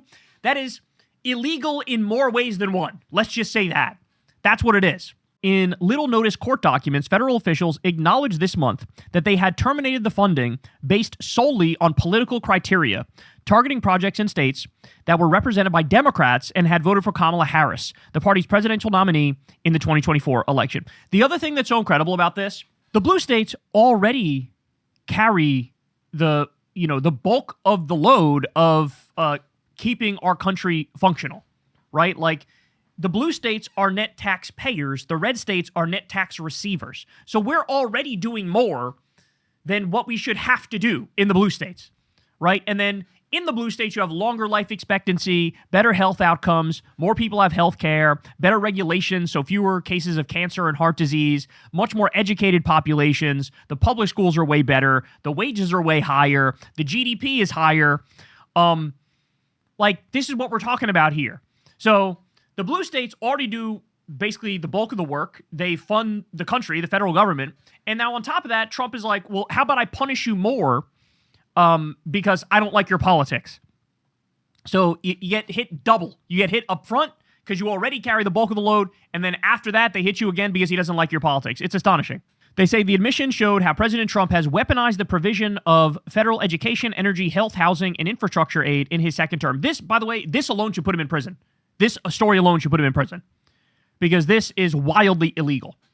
Far from rooting out the sort of misspending that Mr. Trump sees as rife in Washington, the White House has sought instead to leverage the budget as a tool to assist its allies or as a cudgel to hurt the president's foes. The saga illustrates the stakes as the Trump administration is completing a set of rules that would provide the president even greater control of the more than $1 trillion in annual federal grants. To critics, the new regulation would only make it easier for Mr. Trump to strike wider tranches of congressionally approved funding over political differences. Now, again, I want to reiterate, we've had Supreme Court cases on this idea, and it has been ruled illegal. For example, the line item veto was even found illegal. So even on the front end, if Congress passes a bill and it goes to the president's desk, the president can't just cross out certain lines and only fund what he wants to. But this is even crazier than that, because this is even after it was signed into law, and Trump and Russ Vought are going, well, we're just not going to spend the money where we're congressionally required to spend it. So, and by the way, shame on the New York Times for not pointing that out. Why do I have to be the one to point this out to my audience? That you guys, it should have been front and center as to here's the multiple ways in which this is illegal, but it's not. They say the risk that the Trump administration is willing to go extreme lengths to politicize grant making is not a hypothetical, said Devin O'Connor, a senior fellow at the Center on Budget and Policy Priorities, a left-leaning group. He previously served in the Biden administration. If they are willing to be that blatant about it, Mr. O'Connor said of the court filing, then I think we should take seriously when they put forward a framework that would allow for the extreme politicization of grant making across all of the federal government. The White House did not respond to a request for comment. The administration's latest concession about the grants came in a lawsuit filed by a group of California researchers challenging various federal agencies that have canceled Biden-era funding. After reviewing its spending, the Energy Department last fall created a list that recommended canceling more than 600 grants awarded by the Biden administration for a wide range of novel energy projects. That list included funding for projects in states represented by both Republicans and Democrats. But in October, the White House budget, led by Russ Vought, terminated only 284 of those grants. In a social media post announcing the news, Mr. Vought pointed to the motivations. Nearly $8 billion in green new scam funding to fuel the left's climate agenda is being canceled, he said. Look at how these idiots come across at a time when we have an oil crisis. We have an energy crisis. Gas is skyrocketing in price. It's going to go up more and more because of the war with Iran. You not only have the Strait of Hormuz shut, you have the Bab el-Mandeb Strait shut as well. And so we're in an energy crisis. And at the same time that's happening, they are cutting off all of the projects for green and renewable technology, which could help mitigate the oil crisis. China is looking genius right now because China doubled down and tripled down on green and renewable technology and have been exhausting that path. And so they were able to scale back on their oil and gas consumption pretty seamlessly because of all the infrastructure that they built, because of all the electric cars. Here, Trump basically declared war on electric cars, on solar power, on wind power, on geothermal, on every sort of renewable technology. He has doubled down on fossil fuels every single step of the way. And now we have a fossil fuel crisis because of his dumbass war of aggression against a country that didn't attack us. And on top of that, now it's also, we're really only going after the blue states because they're blue states. Well, again, I'll reiterate. What the fuck are we getting out of this, bro? What are we getting out of this? I've talked about this national divorce idea for quite a while, and I know it seems like it's extreme, it's out there, it's something that is unlikely to occur, but I mean this in all seriousness. Do you think we could continue down this current path that we're on? Because the answer to that is absolutely not. The answer to that is absolutely not. We cannot continue to live in a country where the blue states do all the heavy lifting, the blue states pay all the taxes, the blue states are the responsible ones who end up funding the red states, and then the red states thank us by slapping us across the face just like this, or the other thing Trump is doing, invading us with fucking ICE and, going after immigrants. I mean, this is insane. So we get all of the punishment, we get none of the benefits, and I ask this question seriously, what are we getting out of this anymore? What are blue states getting out of this anymore? There is no good answer to that. There's no good answer to that. All we do is get put down, disrespected, smacked across the face, relentlessly screwed over. And what do we have to show for it? Nothing. And I've said it before, I'll say it again. If you were to do a national divorce, and if this country split up along partisan lines, what you would find is the blue states of America in 100 years would be fucking incredible. It would be phenomenal. We'd have universal health care. We'd have free college. We'd have a living wage. Everybody would be in a union. We would have raised taxes on the wealthy and taken that money and given people a chance at a decent life. We'd probably have, public housing like the Austrian model, where you have all these phenomenal public houses and people live in them, and it's very low cost. You'd have all these amazing things, high-speed rail, you name it, whatever, all the great things that we talk about all the time. We have a good foreign policy. We'd have great alliances with people around the world. And what would the red states of America look like? We don't need to guess. You can look now, right? Like right now, it's the blue states that have the higher standard of living. It's the blue states that have better healthcare systems, better education systems. What would the red states look like? If there was a national divorce and the blue states couldn't help the red states anymore, it would be hell on earth. It'd be hell on earth. You'd have like 3 people with roughly $7 trillion. You'd have everybody else with absolute fucking breadcrumbs, barely able to get by, if able to get by at all. You'd have trailer parks all over the fucking place. You'd have no minimum wage. You'd have no safety regulations, environmental regulations, clean water, clean air regulations. You would have a fucking permanently polluted environment. You'd have miserable people. You'd have Christianity enforced on people in schools, zero abortion, no rights. It would be hell on earth. It would be horrible. You'd have a casino on every corner. It would be the worst thing you could ever imagine. And so when I look at this, I can't help but have my mind go to a national divorce. I really can't. Because on this alone, I know Trump, we've seen them commit so many crimes over and over, different kinds of crimes. The creativity that they unleash when they're being criminal is genuinely astonishing. But this is up there with no, you should actually, you got to go, bro. You got to go. You got to be impeached. You got to be hit with the 25th Amendment. You got to be out of there. Because how are we supposed to... He's the only president in my lifetime that doesn't even make a fucking bare minimum effort to say I represent all Americans, right? I'm the president of the United States. Like Obama used to say, there's not a blue states of America and a red states of America. There's a United States of America. He doesn't even try. He doesn't even bother. It's literally just no, I fucking hate you. I hate you and I want you to die if you disagree with me. They're doing NSPM 7 where they're literally targeting all dissent. If you're a liberal, if you're a leftist, God forbid you're a left-leaning group, whether it be the SPLC or whether it be the ACLU or whether it be Act Blue, the Democratic payment processor for their campaigns, anything left of center. Breakthrough News we discussed. Left-leaning news outlet. They're just fuck it, we're just going to investigate you. We're going to ruin your life. We're going to take away your rights. We're going to, drag you through hell. We're just going to destroy you for disagreeing, for dissenting. So, again, I reiterate, what the fuck are we getting out of this agreement? What are we getting out of this arrangement? Nothing. And now they're rubbing it in our face. Oh, yeah, we cut off all the money to you if you're in a blue state. Sorry, no more projects for you, even though it's constitutionally mandated and congressionally required for you to get that money. Sorry, we cut it off and we don't care. We don't care about the consequences. On this alone, he should be in fucking prison. On this alone. Russ Vought also needs to be in fucking prison. Who's coming up with these fucking schemes as to what to do with the money and how to steal it and how to not send it where it's supposed to go? It's all Russ Vought is the one doing the technical work of pulling this off. And so they all need to be in prison. It's beyond grotesque what we're witnessing here.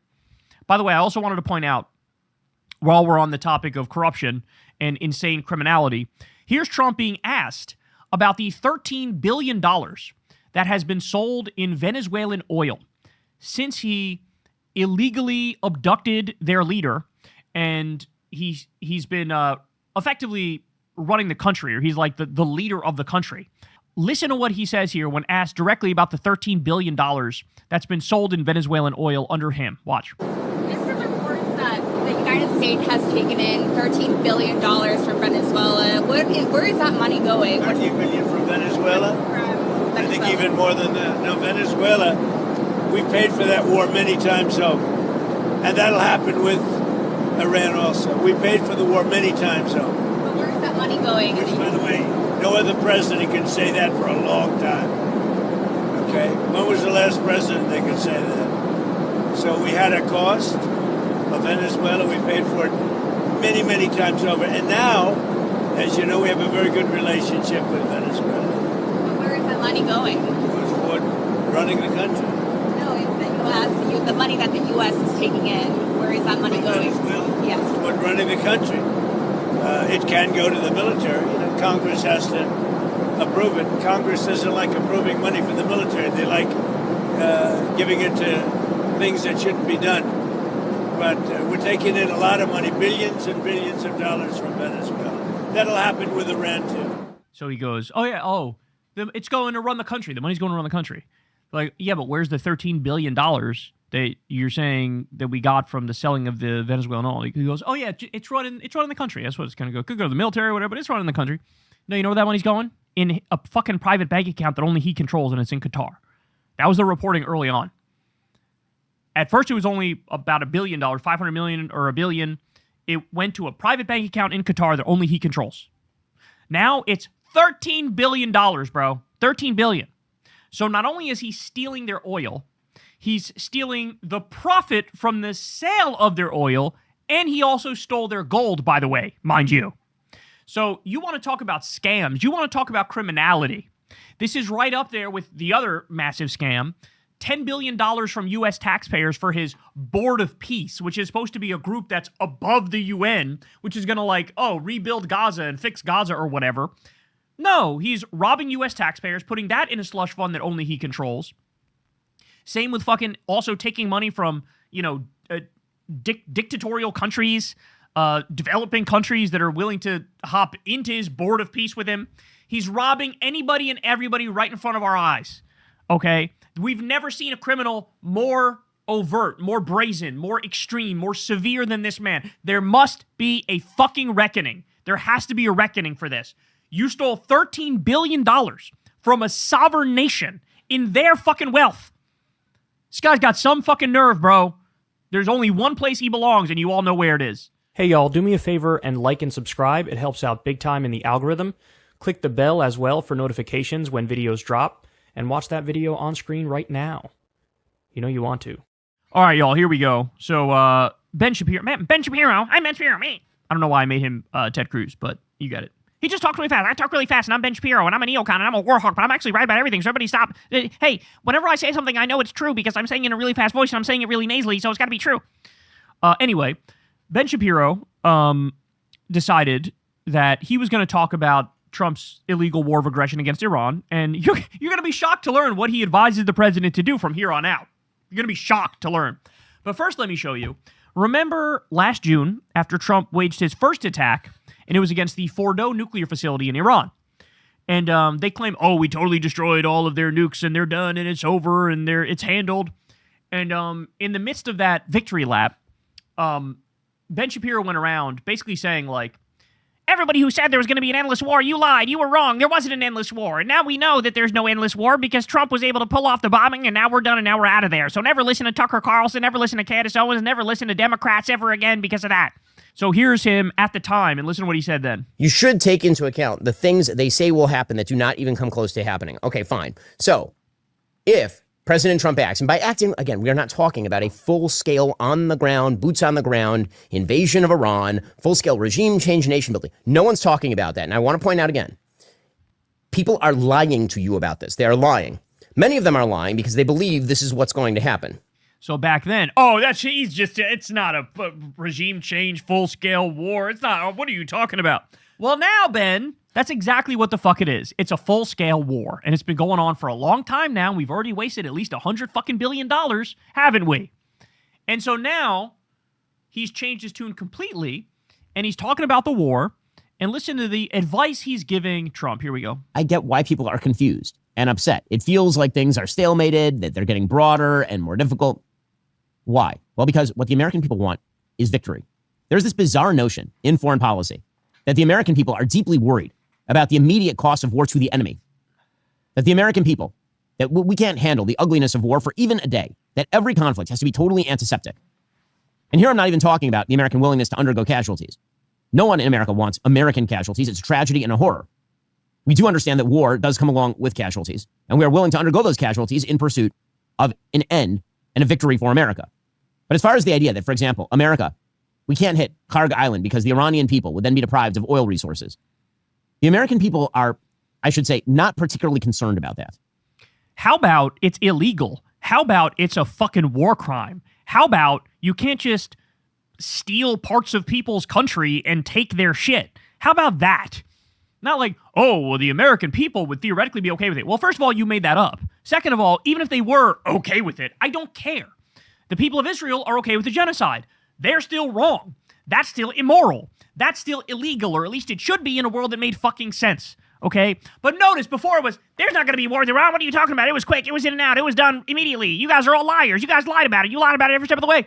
Now here he is going, well, I mean, people might not like this, but we need victory. We need to continue. We need to make sure that we beat them. And in order to beat them, we need to continue. We need to keep going. The American people are, I should say, not particularly concerned about that.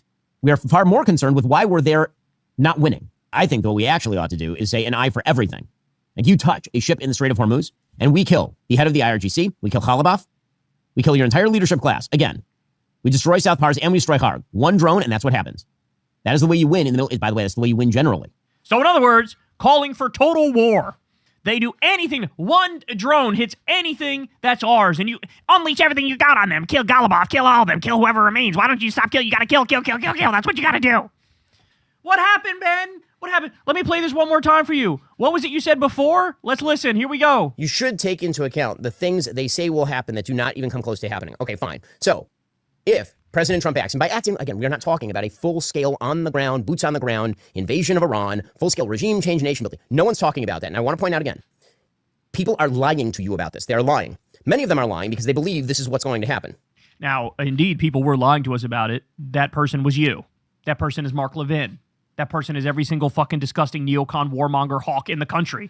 You were all fucking lying to us, weren't you? Nobody actually wants that. Nobody's actually going to do that. Now you're like, why doesn't he do that? He needs to do more war. He needs to do more bombing. He needs to do more than an eye for an eye. He needs to destroy everybody and bomb Galibov and bomb everybody else in the country. Why would you stop bombing? You got to bomb. I'm Ben Shapiro. You need to bomb more. Bomb.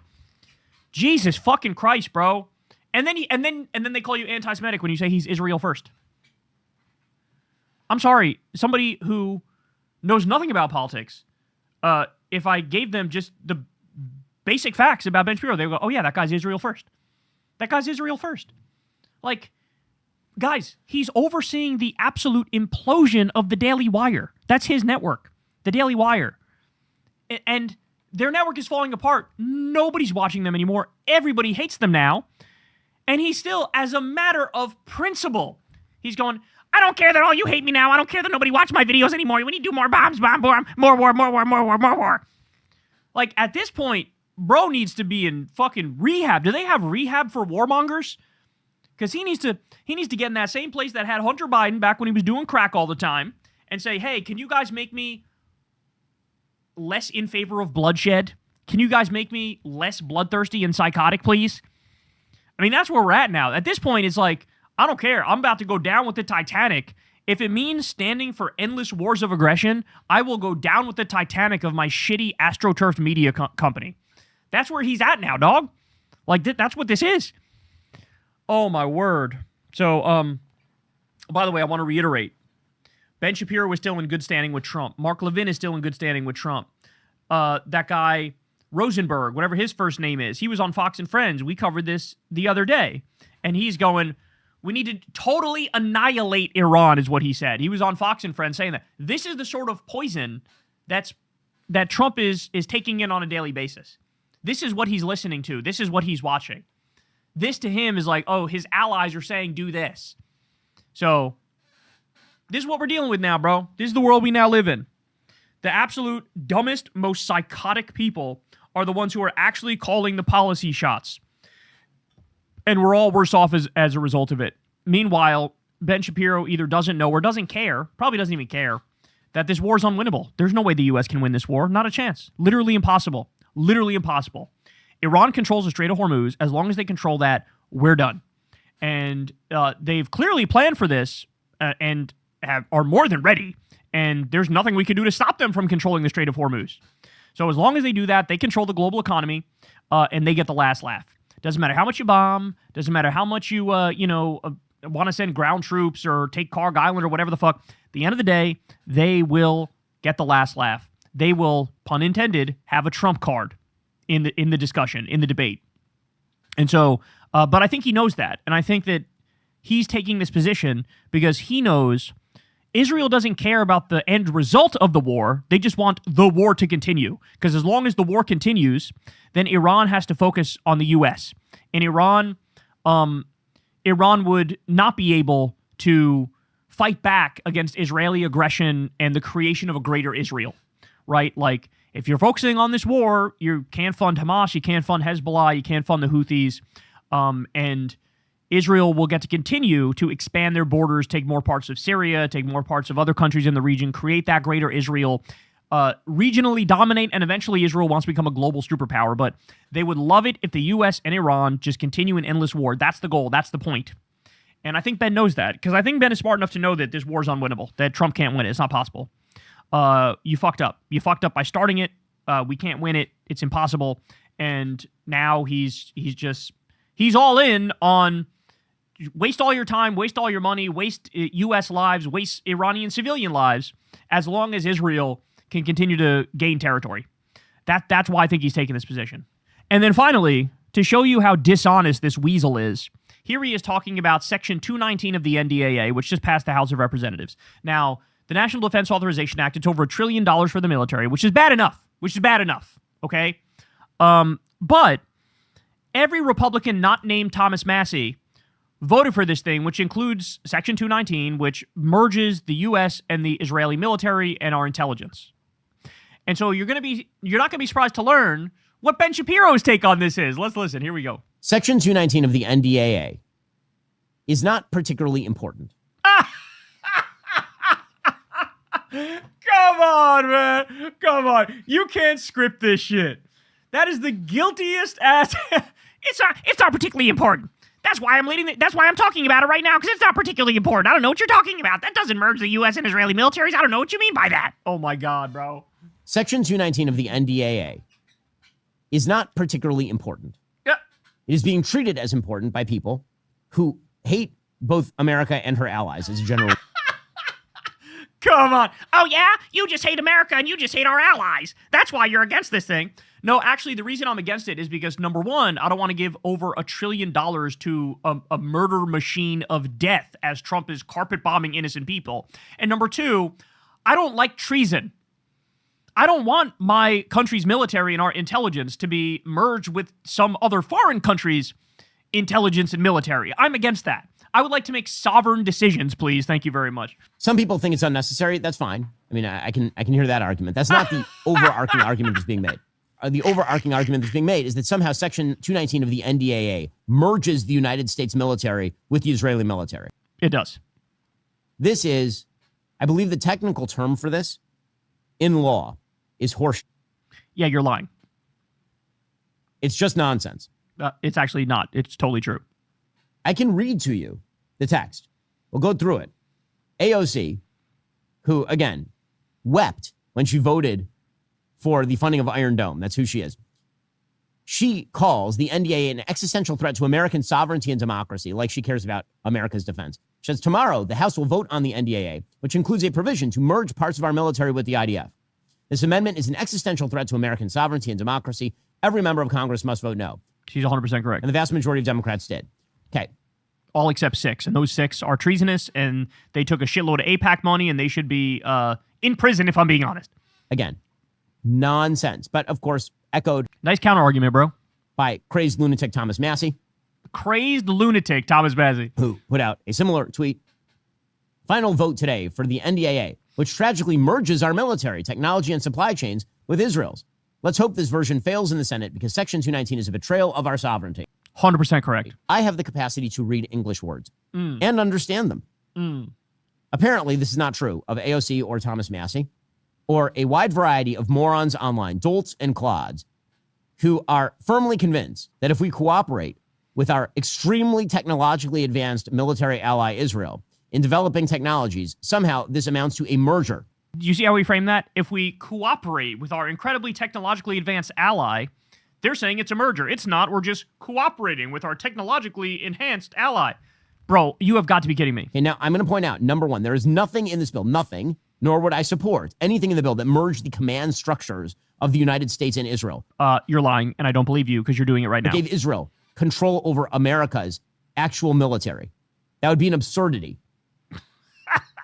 All right, now here's the reality. You ready for this? Benjamin Netanyahu himself wrote a letter. I forget who it was to. It was either to a senator or a congressperson, but said in no uncertain terms, thank you for backing our plan. So Netanyahu's been going around and saying, I don't even want, to get money and support from the U.S. anymore. We're a big country. We can take care of ourselves. I don't even want the U.S. money anymore. The reason he's doing that is because he knows there's a revolt by the American public against Israel. So he's saying, I don't even want the money anymore. But what's the plan? The plan is bake it into the cake permanently. So the way you do that is no. We're not a recipient of your aid anymore, but we're co-equal partners. And the way that we're equal partners is we develop new technologies and we do intelligence sharing and we codify it into law. And so the plan here, this is exactly like what Peter Thiel has done with Palantir, where Palantir gets some government contracts, and the goal is they want to get their claws so deep in our governmental systems that if a president comes along and wants to break up with Palantir, you can't, because they're permanently embedded in the system. To get them out of that structure would be functionally impossible. That's the fucking goal, Ben.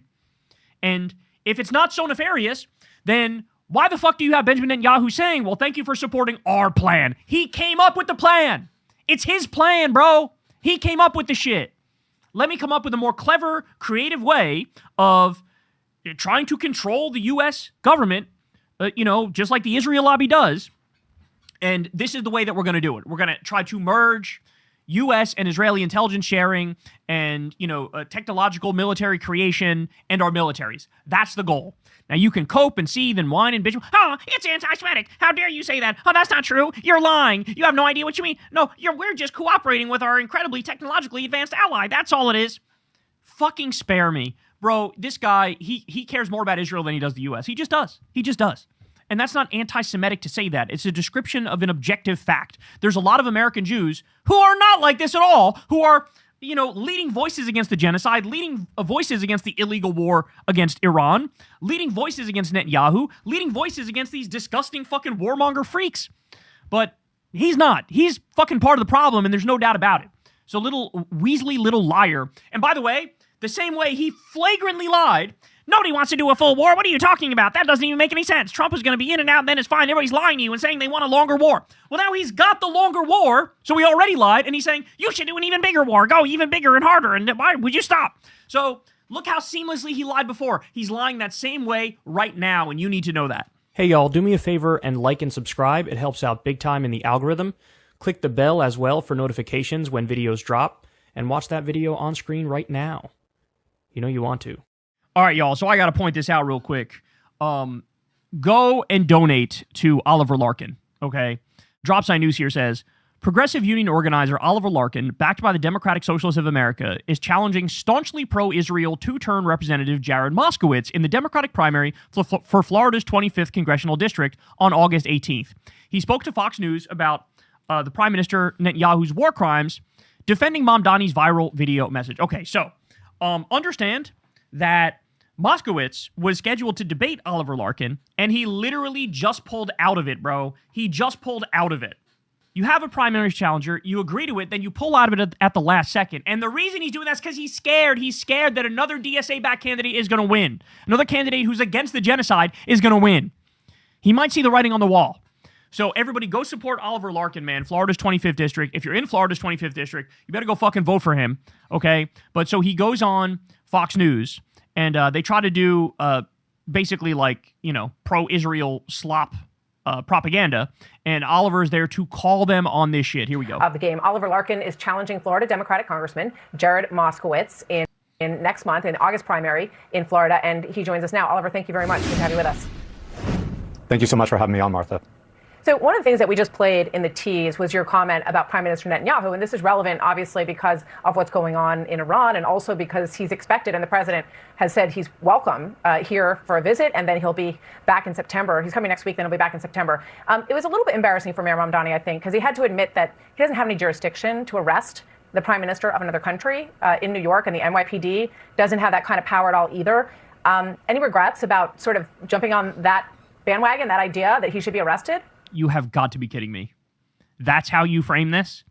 Sure. I mean, you guys want to arrest the guy who shot toddlers in the face and starved millions of innocent people and blew up World Central Kitchen workers and UN buildings and hospitals and schools, but technically, you don't have the authority to do it.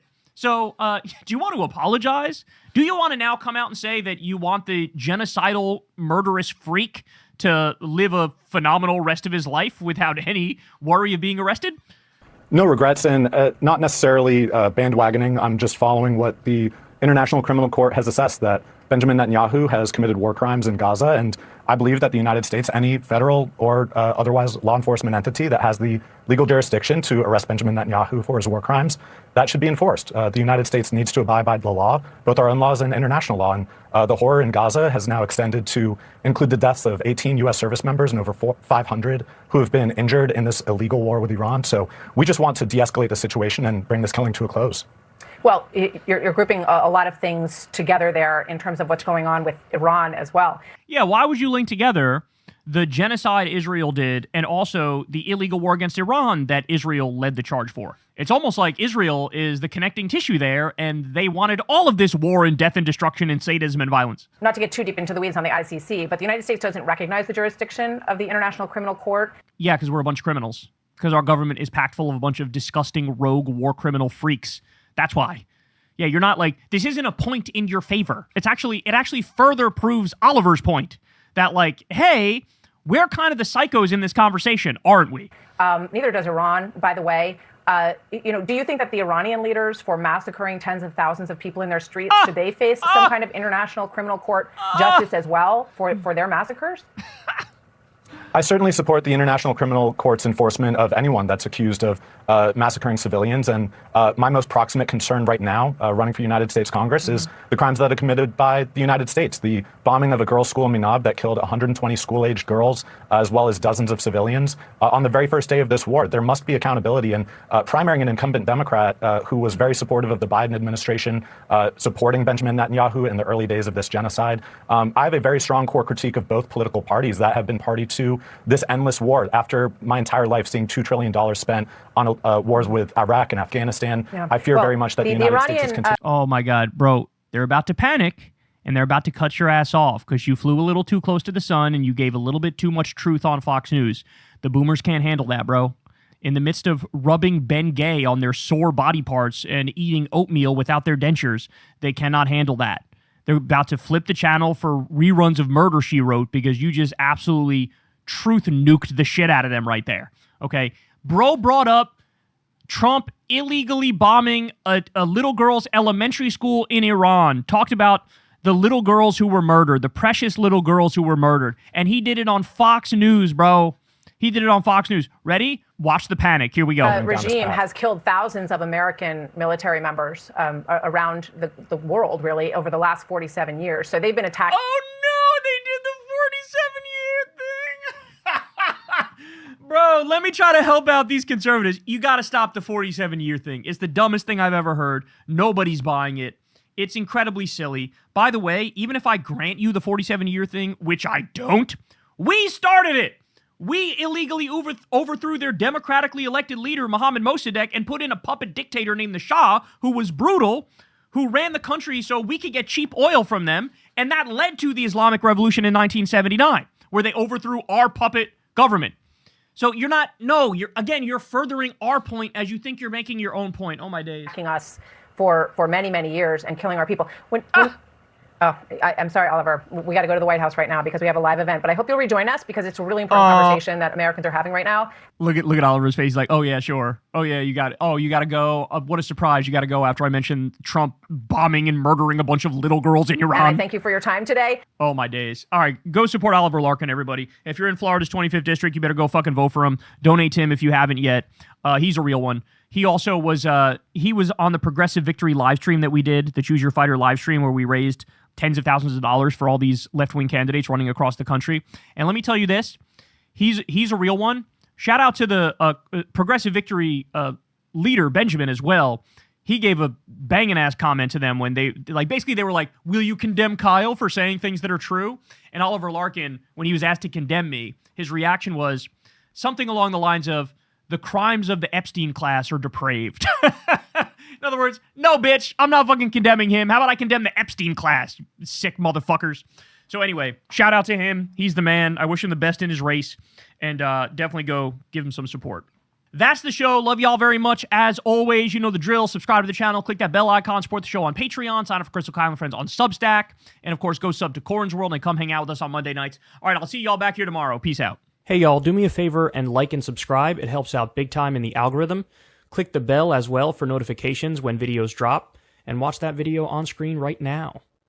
You know you want to.